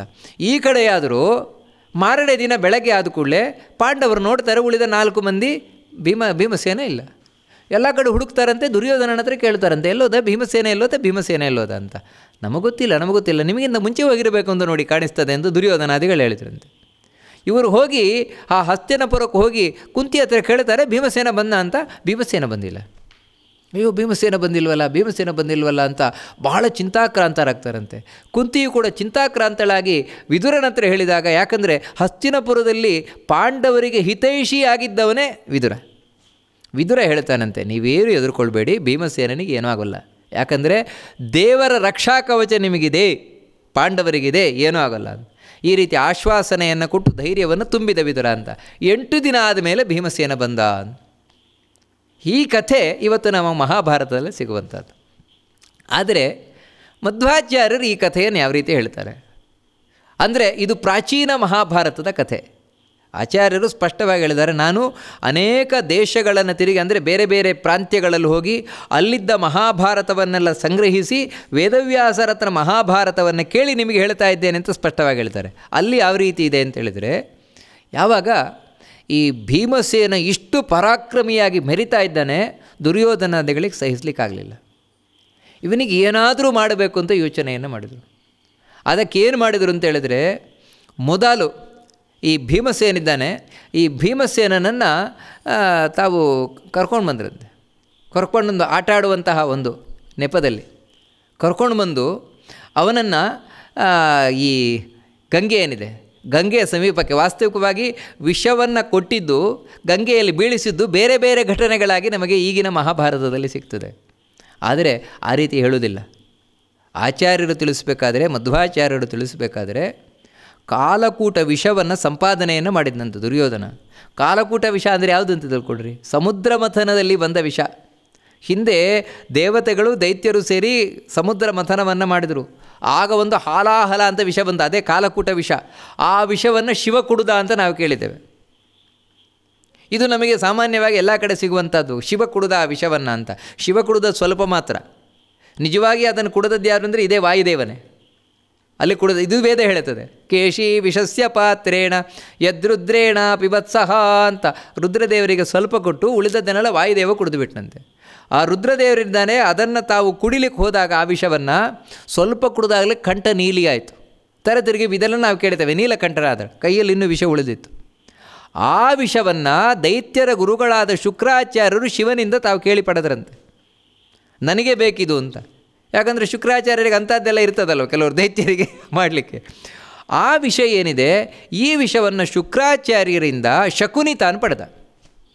ಶಕುನಿ ಶುಕ್ರಾಚಾರ್ಯರನ್ನು ಒಲಿಸಿಕೊಂಡು ಅವರಿಂದಾಗಿ ಈ ವಿಷವನ್ನು ಪಡೆದ. ಆ ವಿಷಯ ಏನಿದೆ ಅದನ್ನು ಶಕುನಿ ದುರ್ಯೋಧನನಿಗೆ ಕೊಟ್ಟ. ನೀನು ಭೀಮಸೇನನ ಮೇಲೆ ಇದನ್ನು ಪ್ರಯೋಗ ಮಾಡುವುದು. ಹೀಗೆ ಕಾಲಕೂಟ ವಿಷ ಸಿಕ್ಕಿತು. ಯಾವ ವಿಷವನ್ನು ಶಿವ ಕುಡಿದಿದ್ನೋ ಅದೇ ವಿಷ ಈಗ ಭೀಮಸೇನನಿಗೆ ಹಾಕಬೇಕು ಅಂತ ತಾವು ಲೆಕ್ಕಾಚಾರ ಮಾಡಿದರು. ಅದಕ್ಕೋಸ್ಕರ ಗಂಗಾ ತೀರದಲ್ಲಿ ಒಂದು ಭವನವನ್ನು ನಿರ್ಮಾಣವನ್ನು ಮಾಡಿ ಅಲ್ಲಿ ಪಾಂಡವರಿಗೆಲ್ಲ ಉಪಚಾರಗಳನ್ನು ಮಾಡಿ ರಾತ್ರಿಯಲ್ಲಿ ಅವರಿಗೆ ವಿಷಭರಿತವಾದ ಅನ್ನವನ್ನು ತಿನ್ನಿಸಿದ ಅಂತ. ಆದರೆ ಈ ವಿಷಯ ಗೊತ್ತಿದೆಯಂತೆ ಭೀಮಸೇನನಿಗೆ, ಪಾಂಡವರಿಗೂ ಗೊತ್ತಿದೆಯಂತೆ. ಹೇಗೆ ಗೊತ್ತಿದೆ ಅಂತ ಹೇಳಿದರೆ, ಈ 101 ಮಂದಿ ದುರ್ಯೋಧನಾದಿಗಳಿದ್ರಲ್ವ, ಅವರಲ್ಲಿ ಈಯುತ್ಸು ಒಬ್ಬ ಇದ್ದ. ನಿಜವಾಗಲೂ ಅವನು ಗಾಂಧಾರಿಯಲ್ಲಿ ಹುಟ್ಟಿದವನಲ್ಲ, ದಾಸಿಪುತ್ರ. ಅವನು ಪಾಂಡವರ ಪಕ್ಷಪಾತಿ. ಅವನಿಗೆ ಅಡುಗೆಯವರಿಂದ ಗೊತ್ತಾಯ್ತಂತೆ, ಇವತ್ತು ರಾತ್ರಿ ಭೀಮಸೇನನಿಗೆ ಹಾಕುವ ಅನ್ನಕ್ಕೆ ವಿಷ ಬೆರೆಸಿದೆ ಅಂತ. ಅವನು ಹೋಗಿ ಭೀಮಸೇನನಿಗೆ ಹೇಳಿದ್ನಂತೆ, ಈಯುತ್ಸಿ ಹೋಗಿ ಹೇಳಿದ್ನಂತೆ, ಈ ರೀತಿ ನಿನಗೆ ಇವತ್ತು ವಿಷ ಹಾಕಿದ ಅನ್ನ ಹಾಕ್ತಾರೆ ಅಂತ. ಹಾಕಲಿ, ತೊಂದರೆ ಇಲ್ಲ ಅಂತ ಹೇಳಿದ್ನು ಭೀಮಸೇನ. ಹಾಕಲಿ, ನನಗೇನು ತೊಂದರೆ ಇಲ್ಲ ಅಂತ ಹೇಳಿ ಈ ರೀತಿ ಗೊತ್ತಿದ್ದೇ ತಾನು ಕುಡಿದಿದ್ದ ನೋಡಿ.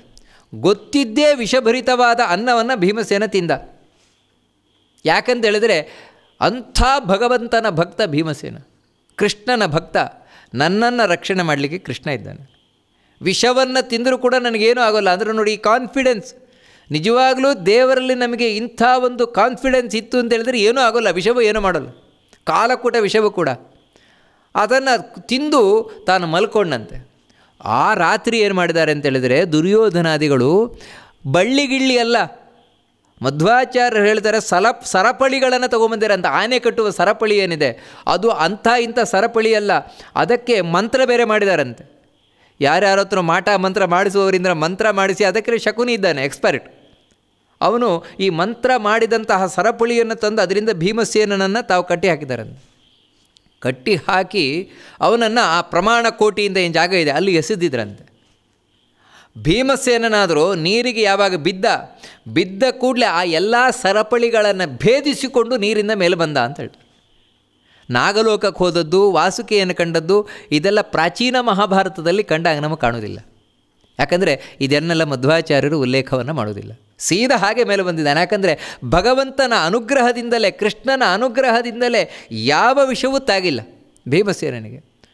ಮಾರನೇ ದಿನ ದುರ್ಯೋಧನ ಖುಷಿಯಿಂದ ಭೀಮಸೇನ ಸತ್ತೋದ ಅಂತ ನೋಡಿದರೆ ಹಾಜರಿದ್ದಾನೆ. ಇನ್ನೇನು ಮಾಡುವುದು ಅಂತ ಹೇಳಿ ಮತ್ತೆ ಶಕುನಿಯ ಬಲದಿಂದ, ಶಕುನಿ ಇವನನ್ನು ಹಾಗೆ ಬಿಟ್ಟರೆ ಆಗೋಲ್ಲ, ಮತ್ತು ವಿಷದಿಂದಲೇ ಕಚ್ಚಿಸಿ, ವಿಷಭರಿತವಾದ ಹಾವುಗಳೇನಿದೆ ಅವುಗಳಿಂದ ಕಚ್ಚಿಸಿ ಇವನನ್ನು ಸಾಯಿಸೋಣ ಅಂಥೇಳಿ, ಅಂತಿಂಥ ಹಾವುಗಳಲ್ವಂತೆ. ಯಾಕಂದರೆ ಅಂತಿಂಥ ಹಾವುಗಳಾದರೆ ಇವನಿಗೆ ಏನಾಗೋಲ್ಲ ಅಂತ ಗೊತ್ತು. ಅದಕ್ಕೋಸ್ಕರ ಅಷ್ಟಕುಲ ನಾಗ ಅಂತ ಏನೇನು ಕೇಳ್ತೇವೆ ನಾವು, ವಾಸುಕಿ, ಕಾರ್ಕೋಟಕ ಮುಂತಾದ ನಾಗಗಳು, ಅವುಗಳನ್ನು ಮಂತ್ರಬಲದಿಂದಾಗಿ ತಾನು ಕರೆಸಿದ್ದಾನೆ ದುರ್ಯೋಧನ. ಯಾಕಂದರೆ ಮಂತ್ರಕ್ಕೆ ಹಾವುಗಳು ಬರ್ತವೆ, ಅಂಥ ಮಂತ್ರವಾದಿಗಳು. ಅಂಥ ಮಂತ್ರಬಲದಿಂದಾಗಿ ಅವುಗಳನ್ನು ಆವಾಹನೆಯನ್ನು ಮಾಡಿ ಅವುಗಳನ್ನು ಒಂದು ಪಂಜರದೊಳಗೆ ಹಾಕಿ, ಗೂಡನೊಳಗೆ ಹಾಕಿ, ತನ್ನ ಸಾರಥಿ ಏನಿದ್ದಾನೆ ಸಾರಥಿಯೊಟ್ಟಿಗೆ ಕಳಿಸ್ಕೊಟ್ಟಿದ್ದಾನೆ. ರಾತ್ರಿ ಎಲ್ಲಿ ಭೀಮಸೇನ ಮಲಗುತ್ತಾನೆ ಅಲ್ಲಿ ಹಾವುಗಳನ್ನು ಬಿಡುವಂತ. ಇದು ಕೂಡ ಗೊತ್ತಾಗಿದೆ ಭೀಮಸೇನನಿಗೆ. ಹೇಗಂದರೆ ಯುಯುತ್ಸುವಿನಿಂದ. ಈ ಕಡೆ ಯುಯುತ್ಸಿದ್ದಾನೆ, ಅವರು ಪಾಂಡವರ ಪಕ್ಷಪಾತಿ. ಅವರು ಬಂದು ಹೇಳ್ತಾರೆ, ಇವತ್ತು ರಾತ್ರಿ ನಿನ್ನ ಮೇಲೆ ಹಾವು ಬಿಡ್ತಾರೆ ನೋಡು, ಹಾವು ಬಿಡ್ತಾರೆ. ಭೀಮಸೇನ ಬಿಡಲಿ ನೋಡೋಣ ಅಂತ ಹೇಳಿ ತಾನು ಆರಾಮಾಗಿ ಮಲ್ಕೊಂಡಿದ್ದಾನೆ. ರಾತ್ರಿ ಆ ಸಾರಥಿ ಬಂದು ಮೆಲ್ಲನೆ ಒಂದೊಂದೇ ಹಾವುಗಳನ್ನು ಬಿಡ್ಲಿಕ್ಕೆ ಶುರು ಮಾಡಿದ್ನಂತ. ಅವಾದರೂ ಬುಸುಗುಡ್ತಾ ಬಂದಂತ. ಯಾಕಂದರೆ ಅವುಗಳ ವಿಷ ಎಂಥದ್ದು ಅಂತ ಹೇಳಿದ್ರೆ ಇವು ಕಚ್ಚಿ ಸಾಯುವಂಥ ವಿಷ ಅಲ್ಲ, ಸಾಯುವುದಲ್ಲ. ನಾವು ಕೇಳಿದ್ವಲ್ಲ ಪರೀಕ್ಷಿತನ ಕಥೆಯನ್ನು, ತಕ್ಷಕ ಕಚ್ಚಿದ್ದು ಸಡ ಸುಟ್ಟು ಭಸ್ಮ ಆಗಿಬಿಟ್ಟವು. ಪರೀಕ್ಷಿತ ಸುಟ್ಟು ಭಸ್ಮ ಆದ ಅಂಥ ವಿಷ ಅವುಗಳದ್ದು. ಅಂತಹ ಹಾವುಗಳು ಬಂದು ಭೀಮಸೇನನಿಗೆ ತಾವು ಹೊಡಿತಾವಂತೆ. ವಿಷ ಕೋಪದಿಂದ ಆಗ ಹೊಡೆದ್ರೆ ಅವುಗಳ ಹಲ್ಲೆ ತುಂಡಾಗ್ತದಂತೆ. ಭೀಮಸೇನನಿಗೆ ಏನೂ ಆಗಲ್ವಂತೆ. ಅಂದರೆ ಭೀಮಸೇನನ ಒಂದು ಸಾಮರ್ಥ್ಯ ಎಂಥದ್ದು ಅಂತ ಇದನ್ನು ಮಹಾಭಾರತ ಬಹಳ ಸ್ಪಷ್ಟ ಹೇಳ್ತದೆ. ಭೀಮಸೇನನಾದರೂ ಮಲಗಿದವನು ಹಾಗೆ ಮಲಗಿದಾಗ ಕೈಯನ್ನು ಆ ಕಡೆ ಈ ಕಡೆ ಹಾಕ್ತಾರಲ್ವ ಕೆಲವರು, ಆ ಕಡೆ ಮಲಗೋದು ಈ ಕಡೆ ಮಲಗೋದು, ಆ ರೀತಿ ತಾನು ಒಮ್ಮೆ ಕೈಯನ್ನು ತೆಗೆದು ಡಪ್ಪ ಈ ಕಡೆ ಹಾಕಿದ್ನಂತೆ. ಹಾಕಿದ್ದೇ ತಡ ಒಂದು ಹಾವು ಅಲ್ಲೇ ನಾಶ. ಇನ್ನೊಂದು ಈ ಕಡೆ ಕೈ ಹಾಕಿದ, ಮಲ್ಕೊಂಡು ಅವನು ಎದ್ದೂ ಇಲ್ವಂತೆ. ಭೀಮಸೇನನು ಮಲಗಿದವನು ಏಳದೆ ಮಲ್ಕೊಂಡಲ್ಲೇ ತಾನು ಆ ಕಡೆ ಈ ಕಡೆ ಕೈಯನ್ನು ಆಡಿಸಿ ಹಾವುಗಳನ್ನೆಲ್ಲ ಕೊಂದು ಆ ಸಾರಥಿಯನ್ನು ಮುಗಿಸಿಬಿಟ್ಟಿದ್ದಾನಂತೆ. ಈ ರೀತಿ ಮಾರನೇ ದಿನ ಮತ್ತು ಇವತ್ತು ಭೀಮಸೇನನ ಕಥೆ ಮುಗೀತು ಅಂತೇಳಿದರೆ ಹಾವುಗಳ ಕಥೆ ಮುಗಿದಿದೆ ಅಷ್ಟೇ, ಭೀಮಸೇನನ ಕಥೆ ಮುಗಿದಿಲ್ಲ. ಹಾಗೇ ಇದ್ದಾನಂತೆ. ಇದನ್ನು ನೋಡಿ ದುರ್ಯೋಧನಾದಿಗಳಿಗೆ ಆಶ್ಚರ್ಯದೊಟ್ಟಿಗೆ ಇನ್ನೂ ಹೊಟ್ಟೆ ಕಿಚ್ಚಿ ಎತ್ತಾಯ್ತಂತೆ. ಏನು ಮಾಡೋದು, ಇವನನ್ನು ಮುಗಿಸುವುದು ಹೇಗೆ, ಇವನನ್ನು ಮುಗಿಸುವುದು ಹೇಗೆ ಅಂತ. ಈ ರೀತಿ ದುರ್ಯೋಧನಾದಿಗಳು ಹಾಗೂ ದುರ್ಯೋಧನನ ಪಕ್ಷದಲ್ಲಿದ್ದ ದುಷ್ಟರು ಇವರೆಲ್ಲರಿಗೂ ಒಂದೇ ಚಿಂತೆ ಶುರುವಾಯ್ತಂತೆ, ಭೀಮಸೇನನನ್ನು ಮುಗಿಸುವುದು ಹೇಗೆ, ಭೀಮಸೇನನ ಮುಗಿಸುವುದು ಹೇಗೆ ಅಂತ. ಈ ಕಡೆ ಆದರೂ ವಿದ್ಯಾಭ್ಯಾಸ ಮುಂದುವರ್ಕೊಂಡು ಹೋಗ್ತಾ ಇದೆ. ಕೃಪಾಚಾರ್ಯರ ಹತ್ರ ವಿದ್ಯಾಭ್ಯಾಸ ಮುಗಿತು, ಇನ್ನು ಅಧಿಕವಾದ ವಿದ್ಯಾಭ್ಯಾಸ ಆಗಬೇಕು ಈ ಪಾಂಡವರಿಗೆ ಕೌರವರೆಲ್ಲರಿಗೂ ಕೂಡ. ಯಾರಿಂದ ಮಾಡಿಸುವುದು ಅಂತ ಭೀಷ್ಮಾಚಾರ್ಯರು ಯೋಚನೆಯನ್ನು ಮಾಡಬೇಕಾದ್ರೇ ದ್ರೋಣಾಚಾರ್ಯರ ಪ್ರವೇಶ ಆಯಿತು. ಭಾಳ ಆಶ್ಚರ್ಯ ಏನು ಅಂತೇಳಿದ್ರೆ, ದ್ರೋಣಾಚಾರ್ಯರು ಅರಮನೆ ಸಮೀಪವೇ ಇದ್ದವರು, ಆದರೆ ಒಂದು ದಿನವೂ ಅರಮನೆಗೆ ಬಂದವರಲ್ಲ ಅವರು, ಒಂದು ದಿನವೂ ಇವರು ಯಾರ ಕಣ್ಣಿಗೂ ಬಿದ್ದವರಲ್ಲ. ಯಾಕಂತೇಳಿದ್ರೆ ಆ ರೀತಿ ಬದುಕಿರೋರು ದ್ರೋಣಾಚಾರ್ಯರು. ಅಂಥ ದ್ರೋಣಾಚಾರ್ಯರು ಈಗ ಅರಮನೆ ಹತ್ರ ಬರ್ತಾರೆ. ಯಾಕೆ ಬರ್ತಾರೆ ದ್ರೋಣಾಚಾರ್ಯರು, ಏನಾಯ್ತು ಅವರ ಕಥೆ, ಇದೊಂದು ಬಹಳ ಇನ್ನೊಂದು ಕಥೆಯನ್ನು ತಿಳಿಸ್ಕೊಂಡು ಹೋಗ್ತದೆ ಮಹಾಭಾರತ. ಯಾವ ರೀತಿ ಪಾಂಡವರಿಗೆ ಕೌರವರಿಗೆ ದ್ರೋಣಾಚಾರ್ಯರು ಗುರುಗಳಾದರು ಅಂತ. ಅದೇನಂತ ಮತ್ತೆ ಮುಂದೆ ನೋಡೋಣ ಅಂತ ಹೇಳ್ತಾ ಈ ಉಪನ್ಯಾಸವನ್ನು ಮಧ್ವಾಂತರ್ಗತ ಭಗವಂತನಿಗೆ ಅರ್ಪಣೆಯನ್ನು ಮಾಡೋಣ. ಶ್ರೀಕೃಷ್ಣ ಅರ್ಪಣಮಸ್ತು.